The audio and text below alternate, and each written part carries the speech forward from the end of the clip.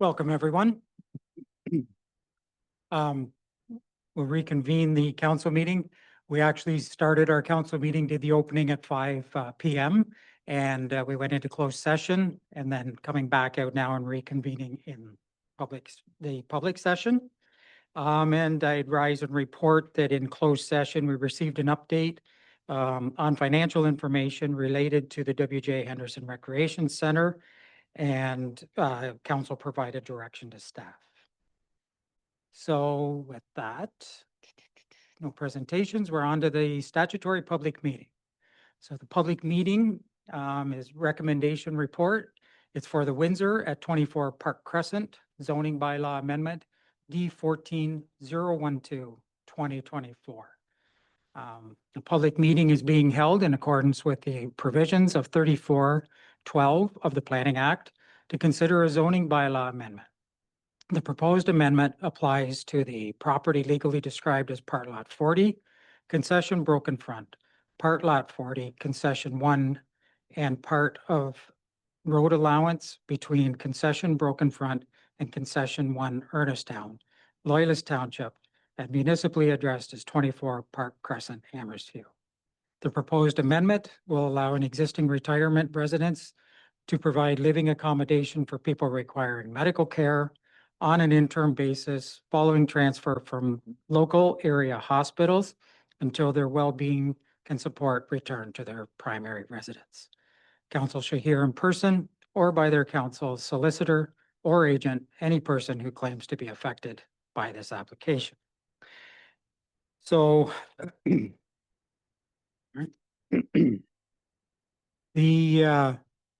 so we do have the applicant's representative this evening. Would you like to come forward? You have a presentation to provide to us for council.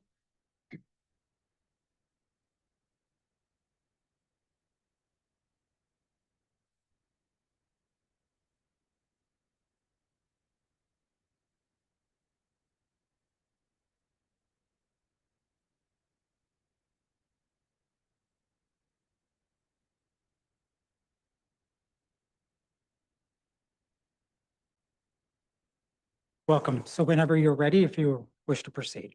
Perfect. Good evening. My name is Richard Domes. I'm a partner and principal planner at Gagnon Walker Domes Ltd.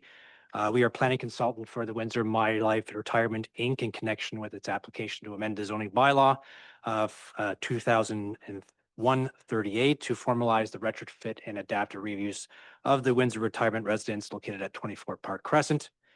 As a transitional care unit or an alternative health facility, as well as the continuation of the retirement home use. With me today are members of ownership, as well as members of Kingston Health Science Center. This is the second public meeting held in connection with this application, the first being held in July of 2025. Before starting my presentation, I would firstly like to thank Loyalist staff for their continued efforts in processing this application. Since the application was submitted in December of 2024, our team has been working diligently with township staff and external agencies to address the circulation comments. A total of 5 different submissions have been made, and the level of review has been extensive. One of the primary comments received through the application review process and at the initial public meeting was to make effort to alleviate historic usage of Park Crescent for overflow on-street parking through the provision of adequate on-site parking on the site. Initially, the proposal contemplated the expansion of the current on-site parking from 34 spaces to 51 spaces. However, the final plan presented to you today further expands the quantity of on-site parking to 64 spaces, which is an increase of 30 spaces beyond the existing supply. The layout and the grading of this expanded parking area will be processed to the corresponding site plan amendment application, which is ongoing with township staff. For short, I will be referring to the alternative health facility as an AHF in my presentation. The AHF is a form of housing accommodation that provides transitional care and living space for primarily seniors, but not exclusively, that require medical and physical care on an interim transient basis following their transfer from local hospitals up until their well-being can support return to their own primary residence, or while they can find another facility or long-term care accommodation. In our opinion, the AHF is very similar in function to the existing retirement home. The primary difference being that the retirement home is typically a final housing destination, whereas the AHF is a transient housing accommodation. The temporary nature of the AHF is the primary reason why town staff identified the need for the zoning bylaw amendment application. And to be clear, the AHF is not intended to accommodate persons rehabbing from substance abuse. It is primarily for senior citizens suffering from physical or age-related conditions. The next slide shows a surrounding context view. The property is located in Amherstview community, in the community of Loyalist Township, generally located north of Manitou Crescent East and west of Park Crescent. The site is 1.76 hectares in size, or 4.3 acres. The site has frontage along Park Crescent, along with future frontage along Westfield Drive. Surrounding land uses and built forms include, to the north, Church, Briscoe Street, and single detached dwellings. To the south, a vacant residential plan of subdivision, an open space block, detached dwellings, Manitou Crescent East, and retail. To the east, single detached dwellings, Park Crescent, McPherson Park, and schools. And finally, to the west, a vacant residential plan of subdivision, which will include the extension of Westfield Drive, single detached dwellings, and Sherwood Drive. Pardon me. The northwest corner of the subject site is a fenced-off area that is not actively utilized by the facility. The area features natural growing vegetation and some mature trees, which you can see at the northwest corner of the top left of the area in red. The existing building features 2 stories plus basement and a total of approximately 95,000 square feet. The existing interior surface courtyard shown on your screen currently accommodates 34 parking spaces, 2 loading spaces measuring 2.9 by 9 meters, and drive aisles between 6 and 8 meters wide. Sporadic placement of landscaping with a continuous cedar edge exists along the majority of the east lot line. Kingston Health Sciences Center, in partnership with Bayshore Health, have been operating a transitional care unit as a component of overall services within the retirement home building, which most recently has evolved into the predominant use of the building as the transitional care unit, or AHF.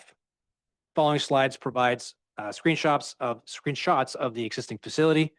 The first 2 from Park Crescent towards the building. This shot shows the landscaped area south of the existing driveway. This shot shows a similar shot facing north towards the parking area and the lots on the north side of the existing driveway. And this shot shows a landscape area east of the building where the proposed parking extension is primarily to be located. And these next 2 slides show the northwest corner of the property, as I noted, which is consisting of naturally occurring vegetation and fenced off. The application has been reviewed in the context of the provincial policy statement. The provincial policy statement is a statement of the province on land use planning, and all decisions respecting a planning matter shall be consistent with the PPS. Pursuant to the PPS, the planning authorities are to support the achievement of complete communities through such means such as, but not limited to, providing appropriate range of mix of housing options and densities to meet projected needs. And this would include facilitating all housing options, including additional needs housing.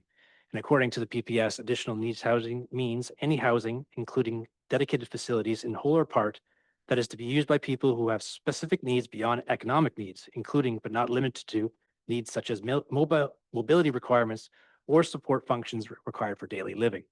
Examples of additional needs housing include, but not limited to, long-term care homes, adaptable and accessible housing, and housing for people with disabilities or older persons.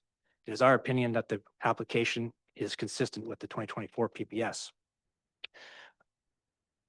The lands are also designated medium density residential in the township official plan. Permitted land uses within the medium density residential land use designation include a variety of housing types, including multiple unit housing, for example, seniors housing, special care facilities, which are housing forms that cater to the needs of persons who require specialized living arrangements, may be permitted in all residential land use designations of the OP, including the medium density residential land use designation. The retirement home and the AHF are permitted uses on account of their nature, primarily servicing seniors and providing accommodation for persons requiring specialized housing with accessory health services. It's our opinion that the ZBA application conforms to the Loyalist official plan and no official plan amendment is necessary. Moving to the zoning bylaw. The subject site is zoned residential type 6 exception 1 zone, or R61. The R61 zone permits exclusively a retirement home, a senior citizens housing complex, a public park, public use, or utility uses. The R61 zone provides site-specific performance standards approved for the subject site. Of note is the site-specific parking requirement of 33 parking spaces for the retirement home. In addition, the general provisions of the zoning bylaw govern matters such as the size and location of parking spaces and associated drive aisles. Specifically, the zoning bylaw requires parking spaces to be 3 meters wide by 6 meters long and requires that drive aisles be between 6 and 7 meters wide in certain situations. Further, the zoning bylaw regulates planting strips where they are required between residential and non-residential uses or zones. As noted, my client in partnership with Bayshore and Kingston Health Services Center have advanced the retrofit and adaptive reuse of the existing retirement home building to formally facilitate its use as an AHF. The AHF is proposed to include 77 suites that will accommodate up to 144 transitional residents or beds.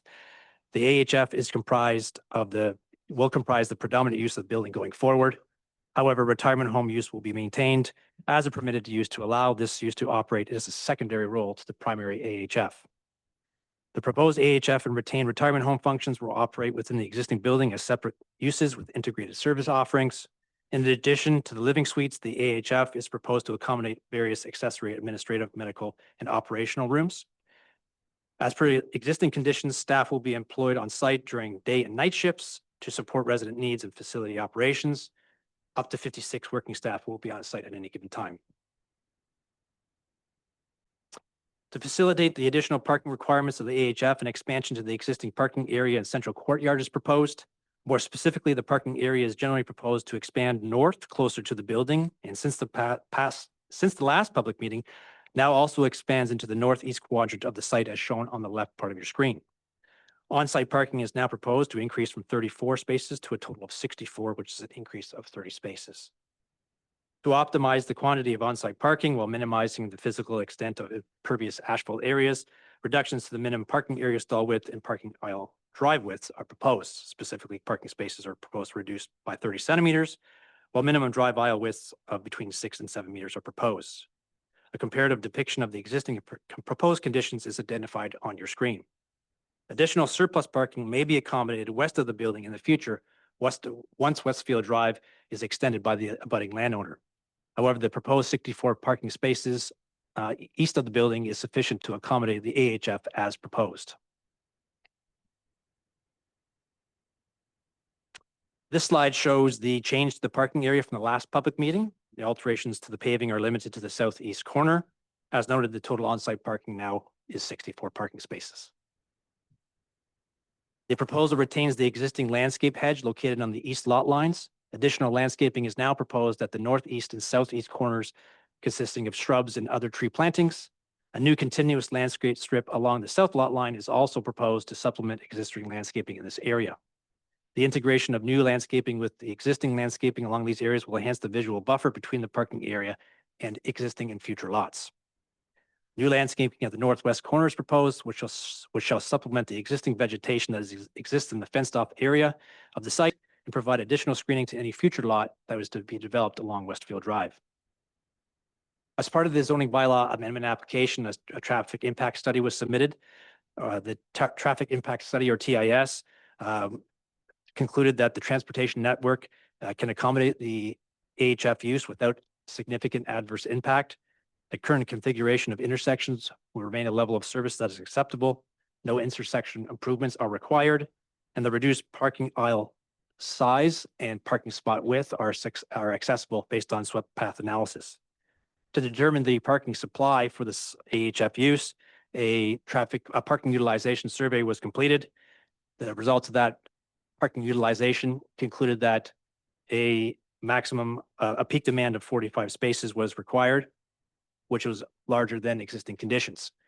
Through additional comment and through the initial circulation process and the initial public meeting, additional analysis was provided by WSP, the traffic consultant, and it looked at other rates for other similar uses in other similar sized municipalities. And through that process, additional parking was proposed. However, that additional analysis was still lower than the 64 parking spaces that are facilitated in the conceptual site plan. As the residents of the facility will not drive, the proposed parking supply will accommodate site employees and visitors only. The additional 30 on-site parking spaces above existing conditions is proposed to meet the needs of the proposed AHF use. And the following slide simply shows the extent of the zoning bylaw amendments that are proposed through the application, which I can go into further detail if necessary. That concludes my presentation. Happy to answer any questions. Thank you. Council, any questions? Councillor Budrick. Through the chair, just quickly, you say there could be upwards of 56 people, staff working at any one time. How often would that be? I believe that's every day. Okay, just 56 staff, 64 parking spots. I mean, I know there's some public transit because I live close to there. I see people taking the bus, but I just curious if you've got 144 potential people there, they might have visitors. I was just curious. I see you've done the traffic study, but and you're trying to go over and above, but there still is concern, a little bit of mine there. That's all. Go ahead if you want. Sure, I'm If- not if sure you that wish- that's a if you question wish or to a comment. statement, but right. In addition, so again, to your point, Councillor, we did do the TIS, which included the parking utilization study. The level of parking is well and above that what was identified and meets typical industry standard in terms of nursing home type leases and long-term care. So from that perspective, I think we've done more than what is sufficient. In addition, although not required in this municipality, we've included the provision in the zoning bylaw for the need for a minimum of 4 bike parking spaces to be included on site. The idea here is that we're trying to promote people to get out of their car, take a bus, or ride a bike or walk. So that is part of a transportation demand measure that we've included in the bylaw to make sure that's secured and is implemented going forward. Thank you. Any other questions? Councillor Broderick. Thank you, Worship, and through you. Can you tell me how many beds would be in the retirement zone, In the in the retirement area? So you've got AHF beds, 144. How many are in the other part? So there would be a total maximum of 144. So at this point, what we've looked at is the worst case scenario, which is 144 beds as an AHF use. But that 144 beds could be parsed out between retirement home beds and AHF beds, but they would not exceed 144. So theoretically, it could become an all AHF facility by default. That's Like, correct. okay. So I just have you did the traffic report on June 11th, correct? Correct. Was anything done in the winter? There was not a parking utilization study conducted in the winter, no. Okay. So over the last 3 weeks, 3 times I've driven that strip around 1:30 in the afternoon. So that's kids are all in school, employees are all on site. And on average, there was 1 handicap spot available on the site and 1 visitor spot open. And when I walked down the street, between 17 and 16 cars parked in front of the housing there. In the report somewhere, it mentions that there's less demand for parking at housing. I might be wording this wrong, but basically it's making the inference that people don't have as many cars as they used to park in their driveway. And along that strip, there was at least 4 where there was 3 cars sort of parked in the driveway type thing. And I can tell you by looking around this room, that parking seems to be one of the biggest issues that comes before this council, and it's not just this situation. So I guess my question is, on that map you show where you're adding an extra 11 spots, I'm going to be blunt. How do we trust it to happen? Because you are now coming to us with this proposal, but you're already operating that center as it is. So you've gone past everything to come to us now for asking basically forgiveness, I guess. You know, and that's very disappointing if you're trying to build a culture within the community. And I understand, this is more of a statement than a question, I understand why residents are upset in that sense. So I guess my sort of thought would be, why not be proactive and put the 14 spots on Westfield? And I know its ownership and all that, but that's something that may alleviate some of the things. And the other thing I would say, maybe it's left up to the township to come up with some parking bans and bylaws along that street, such as are on Amherst, or not on Amherst Drive, on Fairfield in front of Amherst Public School, where you can only park, you can't park, I don't know the exact time, I think it was you can't park between 8 and 10 and 3 and 4. So again, that's just my feeling there. And be happy to, have any response you have there. No applause. So Sorry, thank you. Did you wish to speak to that? absolutely, I can answer some of those questions. So in terms of the parking that is shown potentially on Westfield Drive, and I'm not sure how to zoom in on this particular slide, but if you can see it to I the can see. left of the building, there's I think it's a 10 space or approximately 10 space provisional parking area that would, that is a possibility. It isn't part of the site plan application as of right now, because we don't control when Westfield Drive will be ultimately delivered. We have posed that question to municipal staff. They are also unsure. So until such time as we know when that road is going to be delivered, how it's being graded, is it going to be is it going to be phased in terms of its implementation? We don't have the capability to provide a detailed access to the rear of the building. It's shown there to say, if necessary, or if there's a desire, there is future opportunity to increase parking on this particular site. But there is and to answer your next question, how are we going to be sure that the 64 spaces, which is an additional 30 above existing supply, is going to be delivered? There is a corresponding in-process site plan amendment application that is consistent with the image you're shown on the screen. That process has been going concurrent with the zoning bylaw application. It cannot be approved until the zoning bylaw is approved, but we are in the final steps of that process. And that has included detailed study, includes a TIS, grading plans, functional serving plans. So this parking, the extent of the parking will be secured through the corresponding site plan application. Thank you. Yes, follow-up question?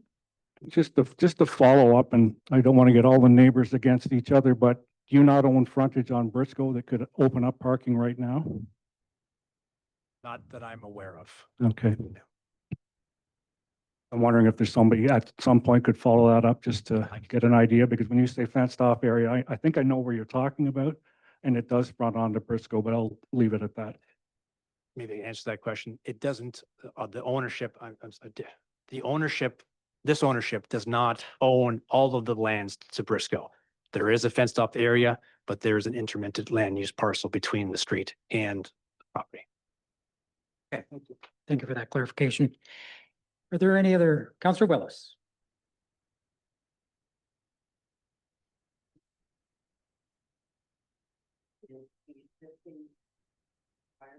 Or if it's the existing that you have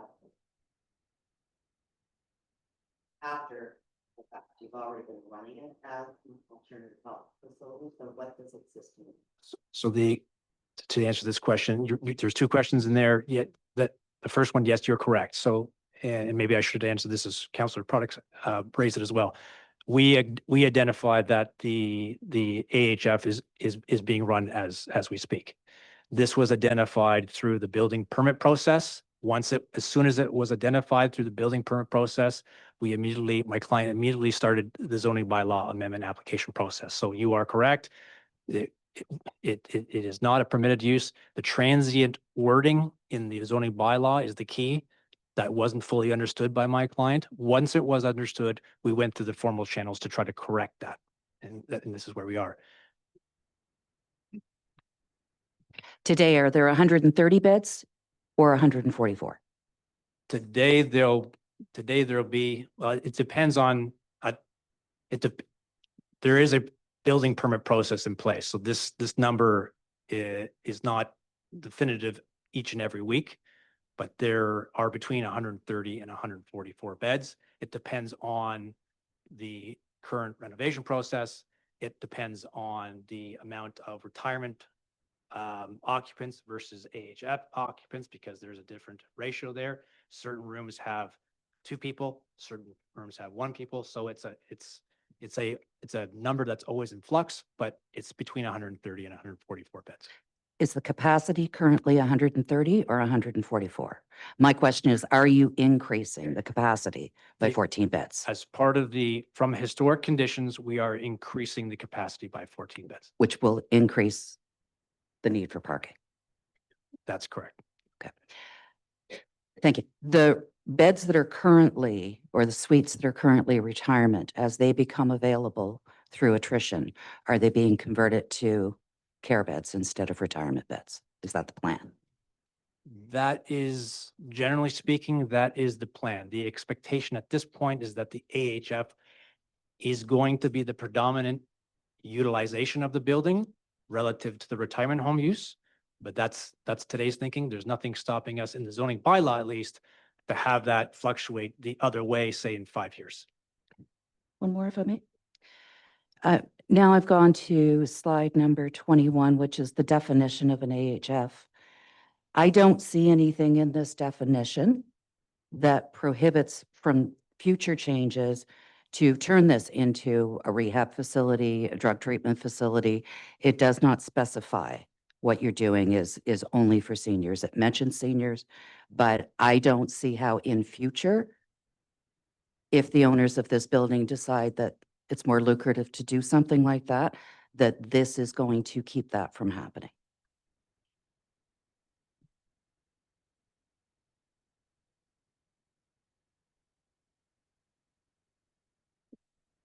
It's a question of a clarification so stop what from happening. I'm not following you, so I apologize. That instead of the current use that you're proposing, which is primarily seniors waiting to go into long-term care, Right.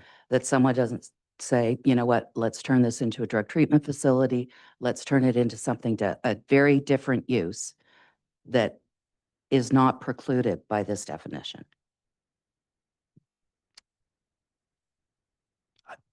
You would be correct. There's no specific wording in here that expressly permits that from happening, but I can tell you that is not what is being proposed as part of the application.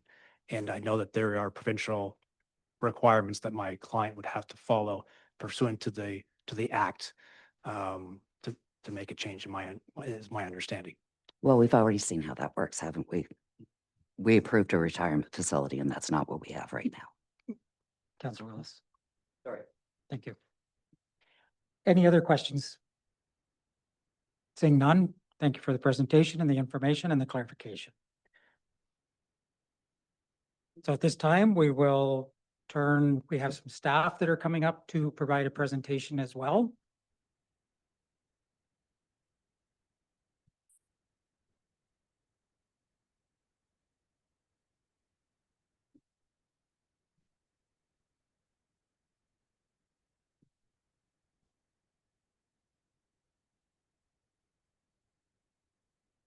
Welcome.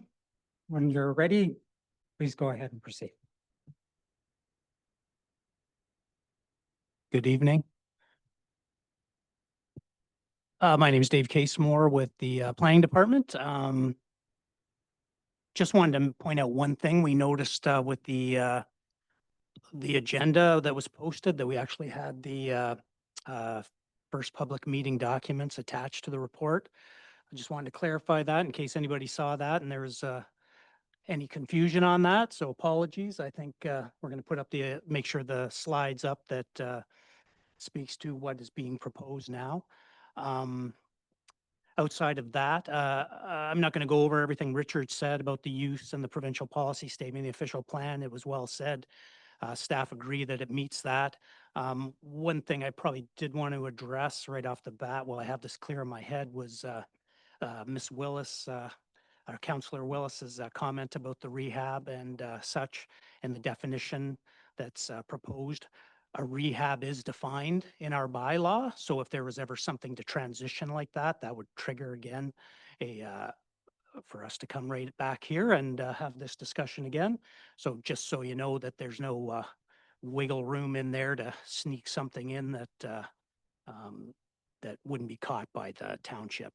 And that goes for increasing any bed numbers, the way the bylaw is written, any increase in bedrooms in the facility will again trigger us right back here in front of you again. Not me, but the planning department in the future. Just wanted to clarify that while I was free to think of that.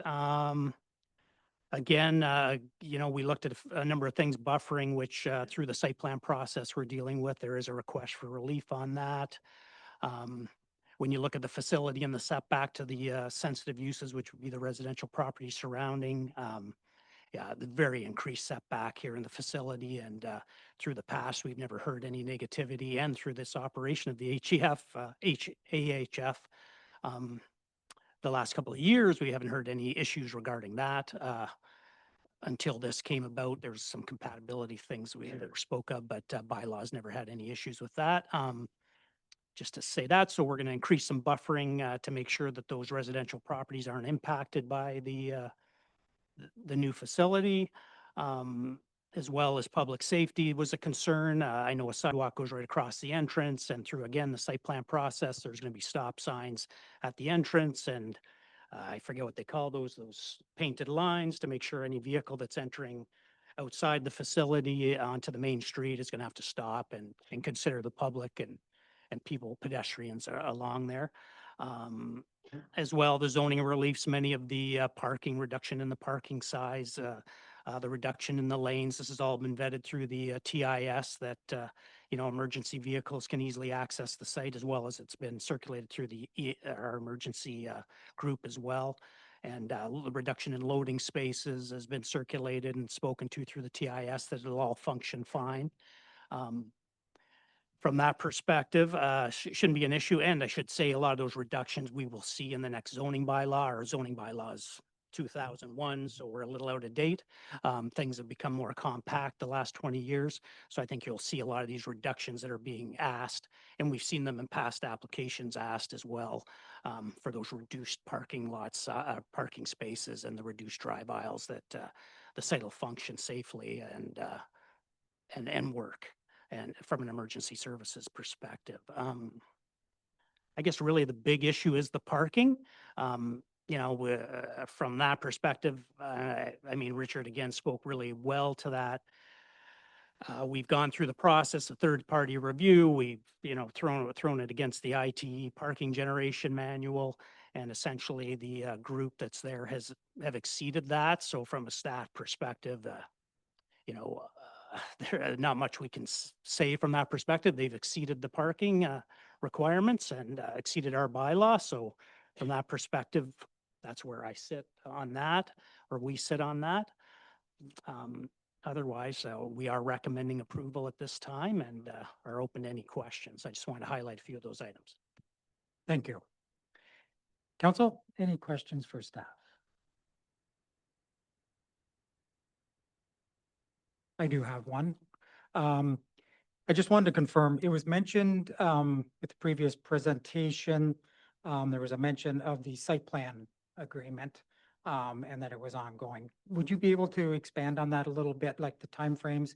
And is the site plan agreement the process that guarantees that the parking spaces will be constructed, or is there another document? Thank you. Oh, thank you. We've been working in concert with the rezoning, just because it's taken so long to try and work out those site plan issues as we go through it, which is part of the rezoning process as well. But yes, anyway, the site plan agreement will control what happens on the site, and any changes will have to open that site plan agreement up again to be modified. So essentially, I think that answers your question, that is the tool for the municipality to deal with that site staying as is. Staying as is, but the extra spaces would be constructed once that's signed. Then that would be the insurance that it would happen. Yeah, totally. Stay as is if we approve it. If it's approved as being requested at this point. Okay, thank you. Yeah. I just wanted to clarify. Any other questions? Being none, thank you for providing the information and the clarification. And we will go into the public meetings portion, make sure I get the right sheets. So we did have a number of people sign up for this to speak. So I'll just call them in the order that signed up. And then I will open it up. If anybody missed signing up that wants to speak, they can. And I would just ask if a point has already been discussed or presented by someone, you don't necessarily have to reiterate it. We can keep the meeting moving along, but you're welcome to share the information you have. So the first one is Wilhelm. Would you come forward, turn the mic on, provide your name and address, and share your information? Mayor and members of council, my name is Will Hume and I live at 11 Park Crescent across from the Windsor retirement residence. I spoke previously about the traffic and parking pressures already affecting our street, and those concerns remain today. Residents on Park Crescent have already made concessions to accommodate the operations of this facility. Street parking restrictions were introduced that prevent many of us from parking in front of our own homes, and those changes were presented as a solution to congestion associated with the activity at the Windsor. The proposal before you expands the parking lot to roughly 64 spaces, increasing parking capacity, however, does not reduce traffic. It increases the number of vehicles the site can accommodate at any given time. More spaces mean more staff vehicles, more visitors, more service traffic entering a residential street that already struggles with congestion during winter months when the roadway effectively narrows. However, traffic is only part of the concern. The larger issue tonight is planning precedent. This amendment would allow the building to operate not only as a retirement residence, but also as an alternative health facility, effectively shifting the property towards a more intensive institutional healthcare use. Once a zoning change like this is granted, it becomes permanent. Even if ownership or operations change in the future, zoning remains. It is very hard to undo. At the same time, the neighborhood that is supposed to surround this property has not even been fully built yet. Planning documents show future residential development to the north, south, and west of this site. Approving a more intensive institutional use now effectively redesigns the future neighborhood around the operational needs of a single facility. Last year, the council was presented with a summer traffic study intended to estimate the impact of future development around this site, but many of the assumptions in that study depend on neighborhood infrastructure that still has not been completed. And sections of Park Crescent remained unfinished years after construction began. Parts of the roadway have not been raised to match the new curb system. Some driveways remain unpaved. The street trees that were supposed to be planted, I guess, along the sidewalks have never appeared. Overhead utility lines also were added and remain low enough that large service trucks, including vehicles like the ones that the Windsor uses, have struck them.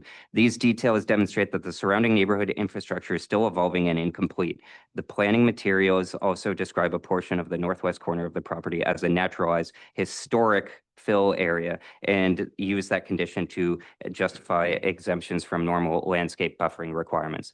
In reality, that condition resulted from vegetation clearing just over 4 years ago during development. Characterizing as historic now is being used to justify removing buffers that would normally separate institutional uses from residential land. My question for the council is simple. If the surrounding neighborhood and parts of the property are still unresolved, why is it necessary to approve a permanent zoning change today? Good planning decisions should reduce uncertainty for future residents, not create more of it. Infrastructure should be completed, neighborhoods should be established, and then decisions about intensification should follow. Approving this amendment now reverses that sequence. I just asked the council to reject this amendment or at a minimum delay approval until the surrounding neighborhood and infrastructure are fully established and the long-term impacts can be properly understood. Once a zoning change like this is granted, it rarely goes backwards. I had a few more points, but if I can still have time, can I get? Just quickly. Okay, yeah. They've already acted as if, you know, they have the permits and clearly intend to make it a full AHF. Everybody can see that. Parking meets industry standard. As he said, this is a small town, not a company. There's no regard for this specific locale. And I am here because problems that they created, which they are now coming to us for a solution for. And they don't seem to value our time as a community with multiple, insufficient proposals and the promise to revisit issues maybe sometime in the future. Their attitude, to me, takes the space for granted for the people who live here, almost like as an inconvenience, as much of their planning has gone ahead in secret, only telling us after the fact. And they're not like coexisting with us. They're taking over our space. Their intention is ultimately, in my opinion, to abolish the retirement portion of the home with no plans for new jobs, but only new patients. And I remember reading that in a report that they do fully intend to do that. But if I'm wrong, I apologize. The last fact I want to say is that we had to tell them here at City Council that they did not have enough parking. And the city made changes to the street that the resident sacrifice tells you all you need to know about this development just being plain wrong. And I'll leave it at that. Thank you. The next presenter that signed up, Stephen Cotter. My handwriting's bad, so I can read most of it, but I'm always afraid of mispronouncing name. No problem. Again, please just provide your name and address and give us your information. My name is Steve Cotter, and my wife and I have lived on Park Crescent for the past 5 years at 34 Park Crescent. Over the last 3 years, my neighbors and I have observed a steady increase of the on-street parking in front of our homes. During this period, we have repeatedly witnessed and reported illegal parking, vehicles parking on our boulevards, cars encroaching on our driveways. These issues have interfered with our ability to safely exit our properties. In addition, I personally experienced multiple close calls caused by inattentive drivers entering and exiting the Windsor facility. The excessive on-street parking creates numerous blind spots, putting both pedestrians and other drivers at risk. With the winter snow accumulation, Park Crescent has effectively been reduced to a one-way street. This is especially concerning given that we are in an active school zone. 2 elementary schools within 200 meters of Park Crescent, each generating additional traffic and safety challenges. On numerous occasions, Sunray is proposing an increase occupancy up to 200 staff residents and expand the parking to 64 spaces. On numerous occasions, my neighbors and I have counted and reported more than 27 cars parked on Park Crescent alone. Cars lined bumper to bumper, many encroaching onto private driveways. This does not include the vehicles parked along the south side of Briscoe or in the church parking lot. So I'm using this data, 36 spots, 64 proposed, 200 people, 14 additional beds. So 36 plus 27, 63 vehicles. So we're already full, and we haven't even expanded the additional 14 beds. It is difficult to see how the expanded facility and the proposed solution will eliminate this issue. In section 8.21 of the alternative requirements parking supply refers to the transportation parking generation manual. It mentions that the calculation was done for the home of the aged or a nursing home. The Windsor is no longer this, and their short-term stays far exceed the permanent residents. With this in mind, I do not see that their estimate includes the visitors who are there to see their loved ones, the various external staff not included in their full-time calculations from the regional health support teams, such as Bayshore. I would like to see that a no parking zone be enforced along from Briscoe to Manitou West, or at minimum, no parking from 8 to 4 p.m. Similar to those in the other school zones in Amherst-View. This would reduce visibility issues, prevent private driveway blockage, and improve safety for residents, staff, and parents, with many children walking to and from our local schools. That the west side parking lot that was presented be mandatory, not proposed. Neighborhoods evolve over time, we accept that. But no single property owner should be permitted to overwhelm a residential street's capacity or compromise its safety for profit. The scale of this expansion without meaningful mitigation unfairly burdens the residents of Park Crescent. Thank you. Thank you. So the next person that signed up, Wayne Pryor. You wanna? I guess you know the routine and said it a few times now. Twice, I think. So anyways, my name is Wayne Pryor at 6 Chesterfield Drive. My daughter and son-in-law own a home at 3 Princeton, or 3 Park. Anyways, I might rehash some of the stuff that's already been said, but one question is when the people are parking on the streets for a business, that's not right, because the thing is people that live along the streets, they pay taxes. They should be able to park a vehicle in front of their home if it's for a short period or whatever. That can't be done on the side where 3 Princeton or 3 Park is, because there's no parking there anymore. Parking across the street, they're lined up right from the corner of Park and Manitou, right straight up to Park and Briscoe. It's, there was a time in the winter when they were doing a recycled pickup. Cars were parked on the side, the snow banks. The vehicle could just almost get through. What would have happened if there had been a fire call? I'm thinking if this company is having 50 some odd employees and 64 spaces, that might be the correct number or not, but that's what I'm going with. Previous gentleman said, like, where did the visitors park? They want to see their people that are sick. Secondly, if there's more than, okay, if there's 50 some odd people there, you got shift change or whatever. So people come in off a shift, where do they park when the other people go? It's, the thing is, with the parking going down Park, like my wife and I were talking about it, and it's just an accident waiting to happen. Because you're gonna have a young child run out between the parked cars, run out between the parked cars, and they're gonna get hit. Now, does that responsibility fall on the township because they allowed this agreement to go through, or is it the Windsor, or who is it? As far as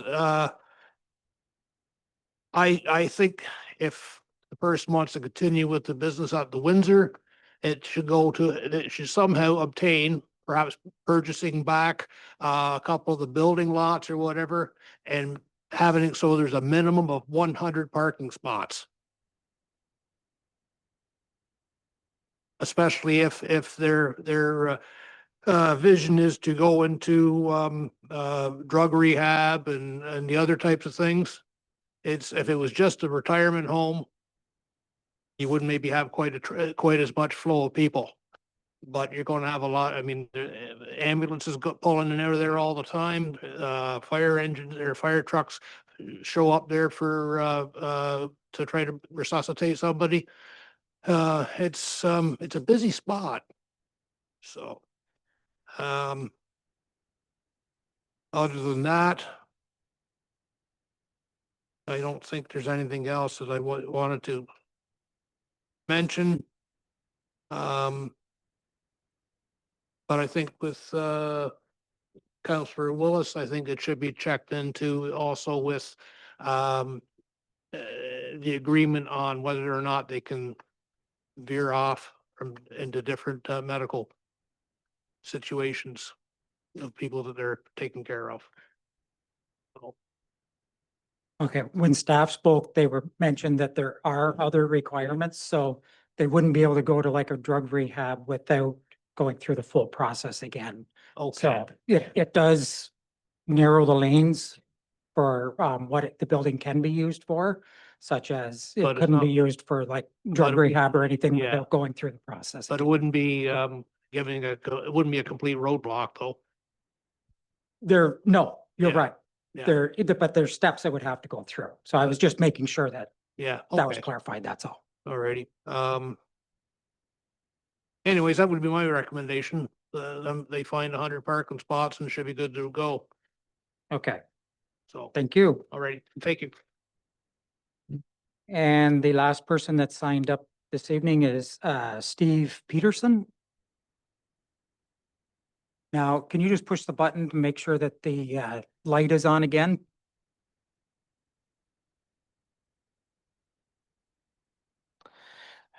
Good evening, council members. My name is Steve Peterson. I live at 3 Park Crescent. I'd like to start off by saying ask for forgiveness instead of permission, because I feel like this is what the Windsor has done. Um,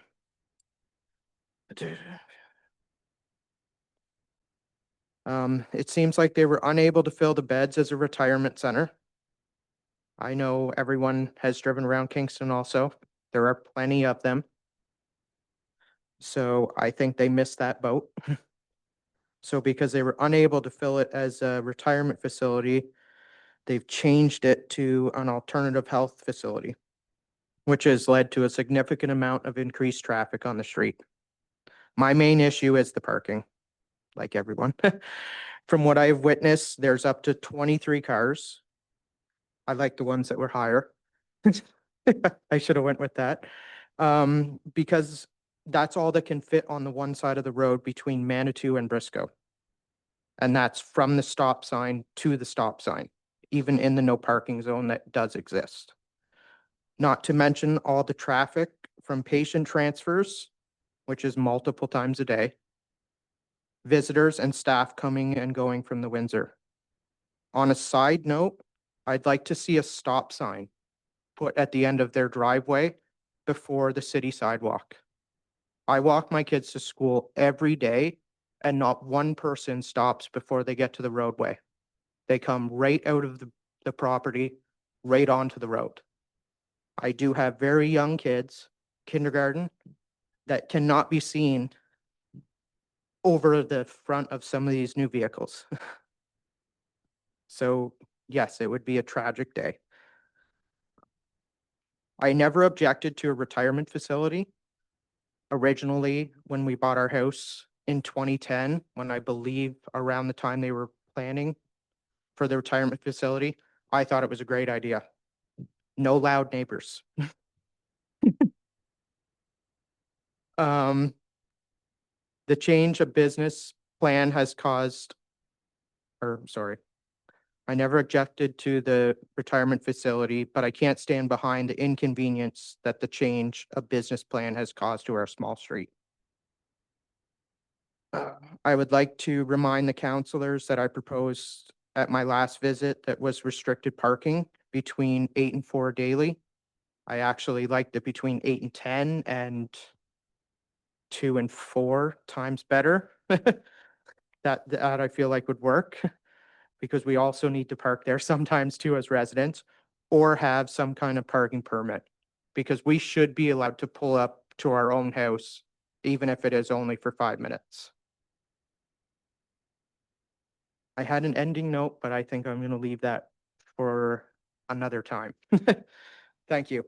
Okay, and I'm just going to clarify again, when staff were up speaking, they did say that part of the plan was to have the stop block and a stop sign before the sidewalk, like you had mentioned. So that was built into this plan already.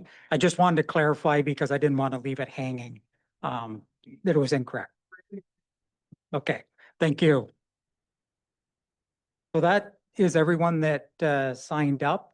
Is there anyone else in chambers that has any additional information to share this evening on this topic? Being none, I'll turn to the virtual audience. If there's anyone in the virtual audience who wishes to speak on this item, please use the raised hand feature and we'll be able to bring you into the meeting.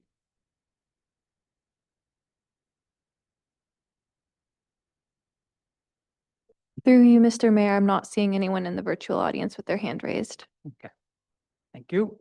I just go back to staff. Are there any final comments that you wish to share or is everything?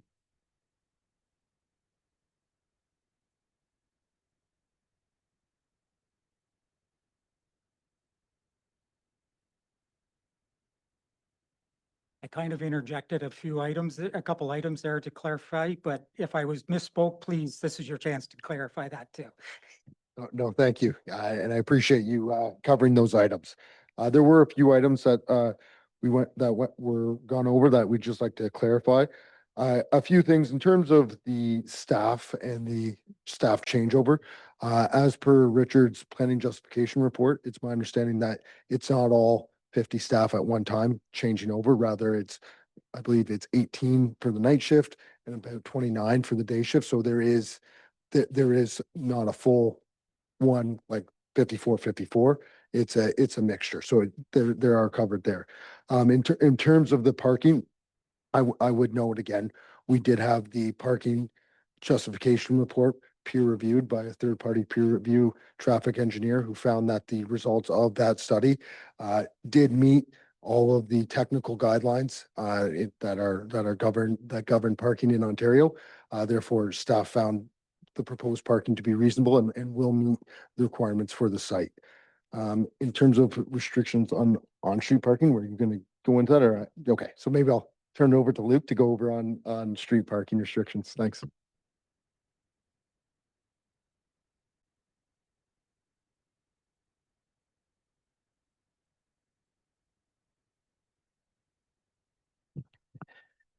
Thank you, through you, Mr. Mayor.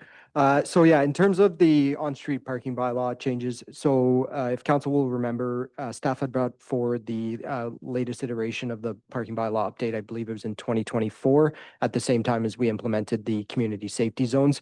So those changes were not designed to alleviate congestion. They were designed to allow for emergency access through that street while this issue was ongoing, as well as the Our Lady Mount Carmel site plan approval was ongoing as well. So staff are aware parking is an issue in this area. That parking bylaw was implemented as an interim measure until more clarity could be sought around what changes were going to be made on site. So the Our Lady Mount Carmel site plan has been approved and, as I believe everyone's aware, is under construction, which includes parking upgrades and bus lane changes as well. Once staff are aware of what's going to be approved for this site plan, whether or not council approves the additional parking or not, staff can then take another look at the parking bylaw and bring back further revisions based on that. But the revisions that staff might suggest are dependent on what happens with this site plan and how council might want to proceed after that. So we don't want to preempt that decision, is why we have not brought forth any further reviews until this has been resolved. Another comment that was made was just in respect to the unfinished road paving on Park Crescent.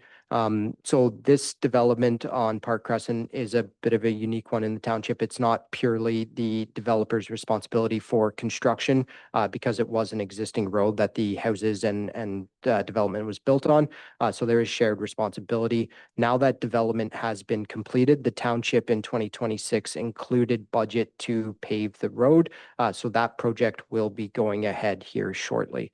The other items that I wanted to touch on, just in terms of the parking study.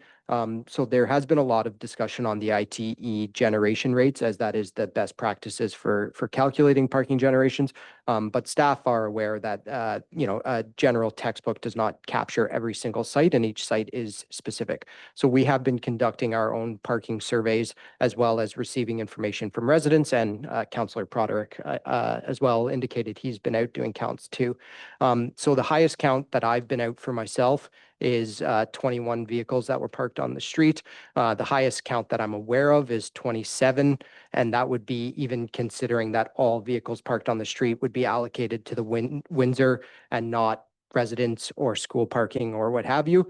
And the facility is adding 30 parking spots. So based on them having gone ahead with the switch, which is unfortunate and obviously not what the township staff would have wanted to happen. But having that had occurred, we are able to go out and do detailed counts of the existing operational practices and able to confirm that, yes, the ITE generations confirm that the numbers that they're proposing make sense. The last one I wanted to point out is I know there's been a lot of discussion on visitor parking, and I think that's because that's one of the hardest elements that to put a number on. It's not clear exactly anywhere what is required. But one thing that's I've used to rationalize this is general times when you're going to have visitors. So most people working, 9 to 5, they're going to go visit at these facilities evenings and weekends. Staff counts on these facilities are lowest in evenings and weekends. You have admin staff, cleaning staff, and others that are in throughout the daytime. So you're 8 to 5, your typical working hours.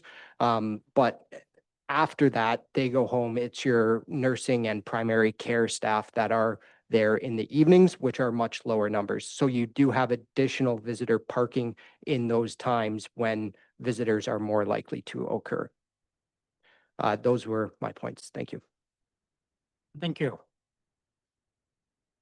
Okay, so that completes our public meeting portion of the meeting then. So it comes to council. Yeah, we do have a recommendation before us, but we would look for a motion to be put on the floor to be considered.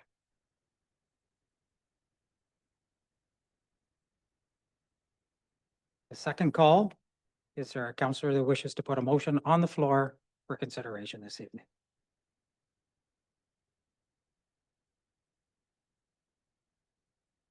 I'll just confirm with the clerk.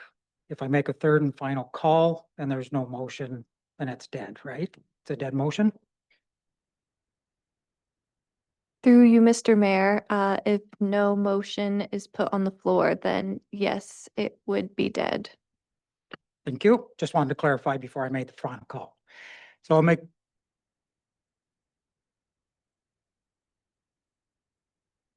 Through you, Mr. Chair, since this is a planning application, we do need a decision. Okay, thank you. Thank you for catching that. I'm thinking council, not planning. So we do need a motion of some sort, a decision made this evening. Councillor Broderick. I would make the following motion that the report from the Development Services Division dated March 10th, 2026, Republic Meeting Recommendation Report, the Windsor 24 Park Crescent zoning bylaw application, zoning bylaw amendment D14-012-2024 be received, and that the application to amend the zoning bylaw D14-012-2024 I don't want to say that. That the application to amend the zoning bylaw D14-012-2024 be denied. So moved. Do we have a seconder? Councillor Willis. Mover, do you wish to speak to it? Certainly. I can't support the original recommendation, and I guess I would refer back to my late grandmother who used to say sometimes common sense has to take the day. We've had just a snapshot of residents here who spoke to the issues. Nobody in here has not stated that there are some parking issues, etc. And I've been in the Windsor. I had a relative stay there on a short-term visit. The care was great. Parking was non-existent. And I think as many will know, and we look around the room, many of us are in the aging population, that we have parents or maybe spouses who are in care situations that people visit every day. It's not like nobody comes to visit. So I just don't see how those numbers are going to play out. Sorry, just let me check. Mr. Peterson's comment.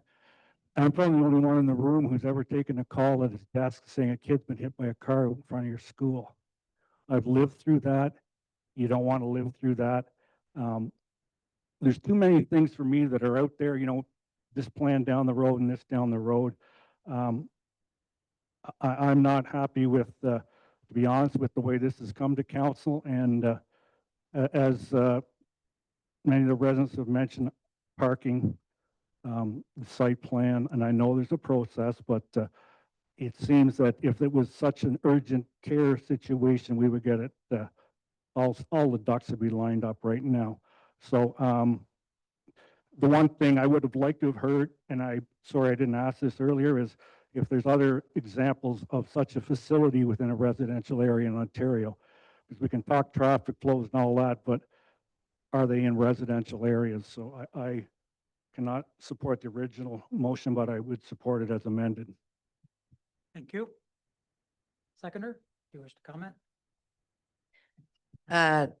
I'm cognizant of the fact that, with zoning, it's likely to be overturned, but I would really encourage taking one more look at this and considering how we can solve some of the concerns with the parking. Other members of council, Councillor Budrick. I will support the motion as amended by Councillor Product on two reasons. One is straight up parking on site, but more importantly is parking on the street. I walk my dog by there a few times a week, and not only are there cars in the street, but there are some other traffic issues that need to be resolved before we move forward. Other comments from council? Being none, go back to the mover for final. Sorry, did you want to speak? Deputy Mayor. Yeah, thank you, Your Worship. I think I should, out of respect to those who have come today. I mean, like a lot of decisions that come across council's desk, this is it isn't straightforward. Like Councillor Willis said, if it's denied tonight, it will be appealed, and that appeal will likely be successful. That's not in our hands. The other thing is I guess when I think about this, I distinguish a little bit between the proponent and the proposal. And I think I would support the motion in the end, because if I ask myself, is this the appropriate location for this based on the feedback and the issues that the residents raised, I can't honestly say that I could answer all of those. I can't. That said, I just want to say for the record, of course, that Kingston Health Sciences is overflowing. We all have a responsibility in the region as dependents on that site to be able to provide convalescent space. Again, I'm separating that issue from whether the Windsor is the appropriate space for that, but I just want to say that I wouldn't want to demonize that as a use in general, and so I would distinguish between the proponent and what's proposed. But the question of whether the Windsor is the appropriate site, based on all the feedback that's been presented today by members of the public, I'm not satisfied that I personally have seen enough to answer those problems. And then, again, to get political, because everything is political, I have to say that when for-profit agencies are part of the healthcare solution, there is little assurance here to safeguard the long-term future of that site. For-profit is for-profit. And if the profit opportunity moves to less altruistic uses, and those happen to meet the 4 tests of planning approval, then I'm not confident we would be be able to do anything about that either. But anyway, I've kind of gone a little all over the map, but that's partially reflective of the fact I've been trying to think very carefully based on the feedback this evening. But for all the reasons I've stated, I will support the motion. Thank you. Did you have something to share? I just wanted to clarify for council that council can not make a decision. So just wanted to make sure that's all before you. Either way is appealable. Staff at this point do not know of the legal implications of denying the application versus not making a decision. They are both appealable under the Planning Act. At this point, we can't advise of any different procedural nuances to the 2 different decisions. And if council wanted to understand the different nuances, then I would say that this decision get deferred pending staff obtaining a legal opinion about whether or not it changes the township's position, whether council does not make a decision. And as council is aware, under the Planning Act, the applicant always has the right to appeal non-decisions versus an outright denial. So I just wanted to put that out there for council's information before you vote on this motion. Thank you. Yes, Deputy Mayor. So through you, Your Worship, then my question would be procedurally, if the report was just to be received, that would be in essence a non-decision. And And then would a subsequent motion need to be made to ask staff to come back with the report you referenced, or would that come organically by virtue of not having made the decision? Council should defer a decision on this matter pending staff obtaining legal opinion if that's what council wishes. Then the matter, this motion would then come back after obtaining that legal opinion and extra information for council. And council can then decide whether you wish to deny this motion or just not make a decision. Okay, thank you. So with that information, so we can approve the recommendation, we can deny, but we're not sure what the implications are, or we can receive and defer and at request, just defer, or more information to come back. Or, yeah. So we'll look at council. If you wish to proceed the way we are, then we can, but Councillor Broderick. So if we deferred, are we going to go through this process again where these people have to come and show up and do their piece? I get some people saying yes and some saying no. So could we come back with, we're going to vote on this wording and we're deferring the motion I made, not the original motion? If council wishes to defer the motion, the public meeting is still closed for this matter. Council's decision on it is being deferred to a future meeting, and the planning department will notify everyone who is getting notified of this application that council's decision will be at a later date. Or the other option was to receive with no direction. If council receives with no direction, that's essentially making no decision. No decision, yes. Okay, thank you. So we do have options that we didn't have when the motion was made. If a different motion is wished to be made, now could be a time to do it, or we can proceed with the motion on the floor. And, sorry, did you? Yep. Yep. Again, I apologize. So, I mean, really, the reason for deferral here is basically to get legal opinion on the appealability of no decision versus denial. Yeah. Councillor Pryor. And just following up on that, would it be something that at the next meeting of council, we could have a firm decision so that these people know on the 24th of March, I think it is, that this will be on the agenda and we will have a solution? If that's the case, I'm okay with it. I think another couple of weeks would make sure we're in the right spot. I'll just clarify that that's within the timeframes that we could be met. Yes, just at this point, staff are not aware of who has a right to a hearing of the appeal of each of the different types of decisions of council. And, either decision is appealable under the Planning Act by the applicant, a no decision and a denial. But it may change who can be a party to the appeal. It may change the township's position. There's a few of those kind of things, and staff cannot answer those questions tonight. So that we are asking that just the final decision to council be deferred so that council can have the full information before you decide which way you want to go. Okay. Thank you for the information, because we don't want to make the wrong decision for the township, but we do have to make a decision. So looking back, does anyone wish? Do you want to, we can do an amendment? You can. Can we withdraw and make another recommendation? My seconder agrees. Yes, that's acceptable, right? Yeah, Yes. I'll withdraw that and place another one on the table if Please possible. proceed.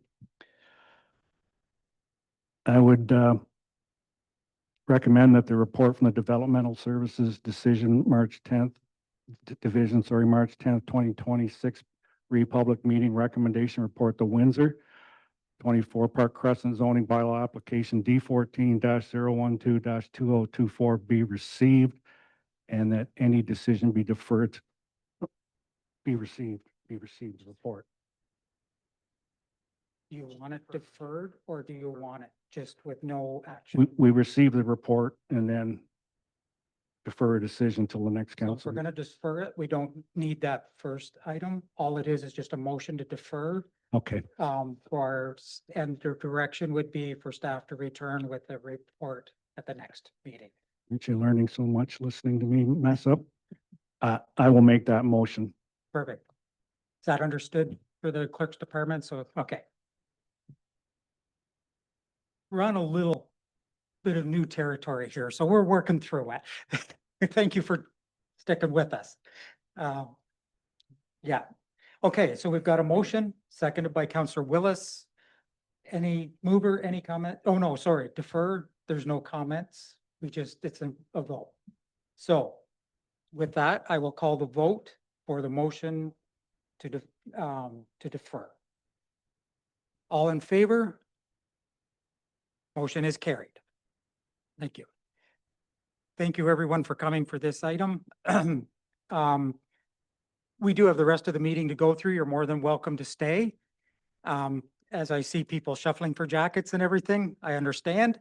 If you could just please, if you leave quietly, and if you could go on outside because it echoes in here when we're trying to carry on the rest of the meeting. Thank you.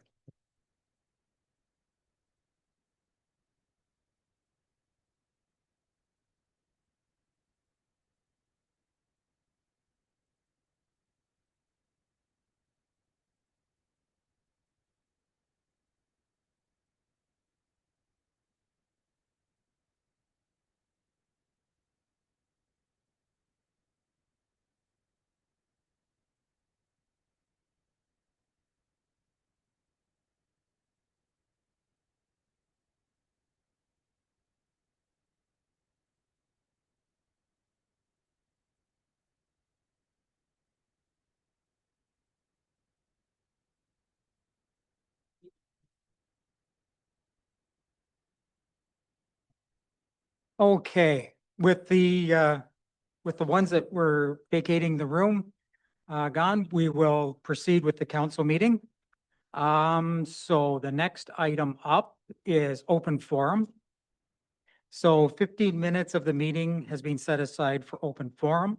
Any individual may address council regarding an item on the agenda, excluding matters under the statutory public meetings section of the same agenda, which we just dealt with.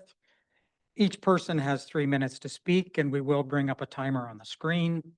Anyone wishing to speak, now I did have a couple, sorry, this one, 3 people sign up, so we will go through that first, and then I will open it to people in the audience and in the virtual audience as well.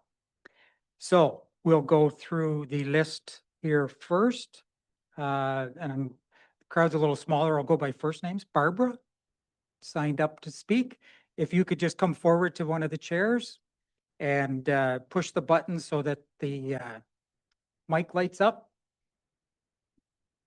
Provide your name and address and share your information. I am the second person. I'm not sure if I will directly speak, but we're kind of all together on this issue. Okay, thank you. Thank you very much for allowing me the opportunity to speak. My name is Barb Usman. I live at 206. Is that better? Okay, so sorry about that. Thank you for the opportunity to allow me to speak tonight. My name is Barb Usman. I live at 206 Nicholson Point Road, and I'm here to speak on the proposed closure of the Leisure and Activity Center. By profession, I'm a retired physiotherapist and have been enjoying the benefits of this Leisure and Recreation Center for many years now. Just heard about this closure or the proposed closure yesterday. Just wondering if there'd been community or taxpayer input into this proposal. Just a question, I'm not sure about it. For your reference, the facility is wonderful.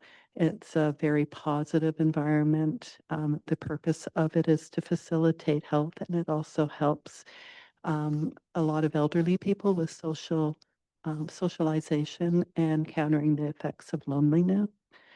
The majority of the people who do attend are seniors. I understand there's about 250 people who regularly attend this center. Most days, there's at least 3 classes in the mornings. Would be a tone and sculpt, a strong seniors, a stretch class, and there's also some evening classes as well. The size of the classes generally are between 20 to 30, sometimes over, sometimes a bit under. We were told about this and a number of us went to the committee room that's been proposed to be the new setting for us. The committee room at the Henderson Centre is quite small. Understand that there may be up to 16 people who could be part of an exercise class at that facility. I don't personally understand how you could fit 16 people in there, given the size of the exercise requirements. Also having to provide all of the equipment that's necessary.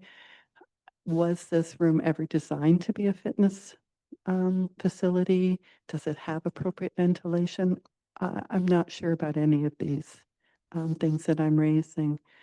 I was told today when I went there that one of the solutions would be to run more classes.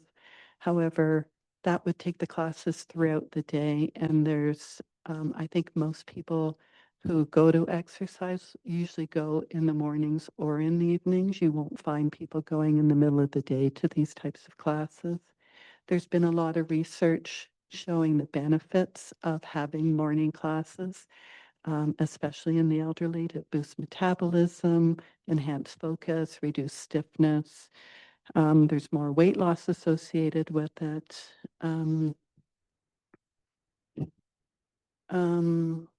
Sorry, I've not done this before, so I've just made notes quickly here. I think there's also been issues raised about duplication, that you want to consolidate all of the services into one place.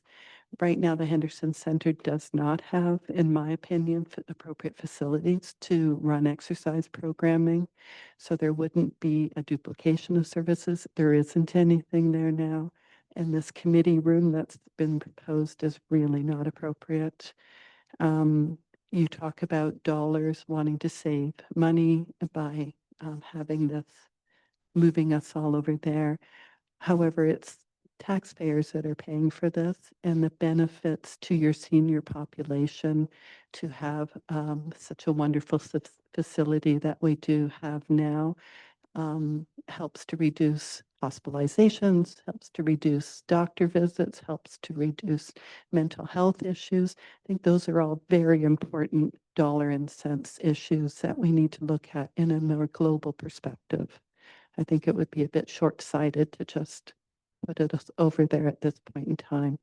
So I'm asking that you please reject this proposal, keep the status quo, or at least give more time for all of us to be able to review this matter in greater detail. We've just heard about it. Okay, thank you. And I'm just going to double check because you did sign up, Pam. Are you satisfied? Yeah, I think she said the main points that need to be said. As she said, we just became aware of this, so we, really haven't even had time to get our thoughts together, try to follow up, figure out how many people it truly affects. When I go to the classes, I'm just, impressed with the number of people that are there every day. And I think it'd be very disappointing to move to a facility that doesn't adequately meet the needs of the programs themselves. And, the taxpayers do pay part of it, but as well, we pay for the classes as well. And so there's money coming in that way. And I just think that it would be very sad if this wonderful program were to fall by the wayside simply because the facilities don't meet the need. Okay, thank you. Okay. And the next one that signed up was Trish. Okay, so you're I just wanted, so you're satisfied then to not speak? Okay, Very good. So I'm going to open it up to people in the audience here to speak, so there will be an opportunity. So that concludes the ones that signed up. So I'll open it in chambers first. If there's anyone that wishes to speak to this matter, then please come forward and you can sit at one of the chairs, turn the mic on, provide your name and address and share the information. And I would just ask that the timer be activated.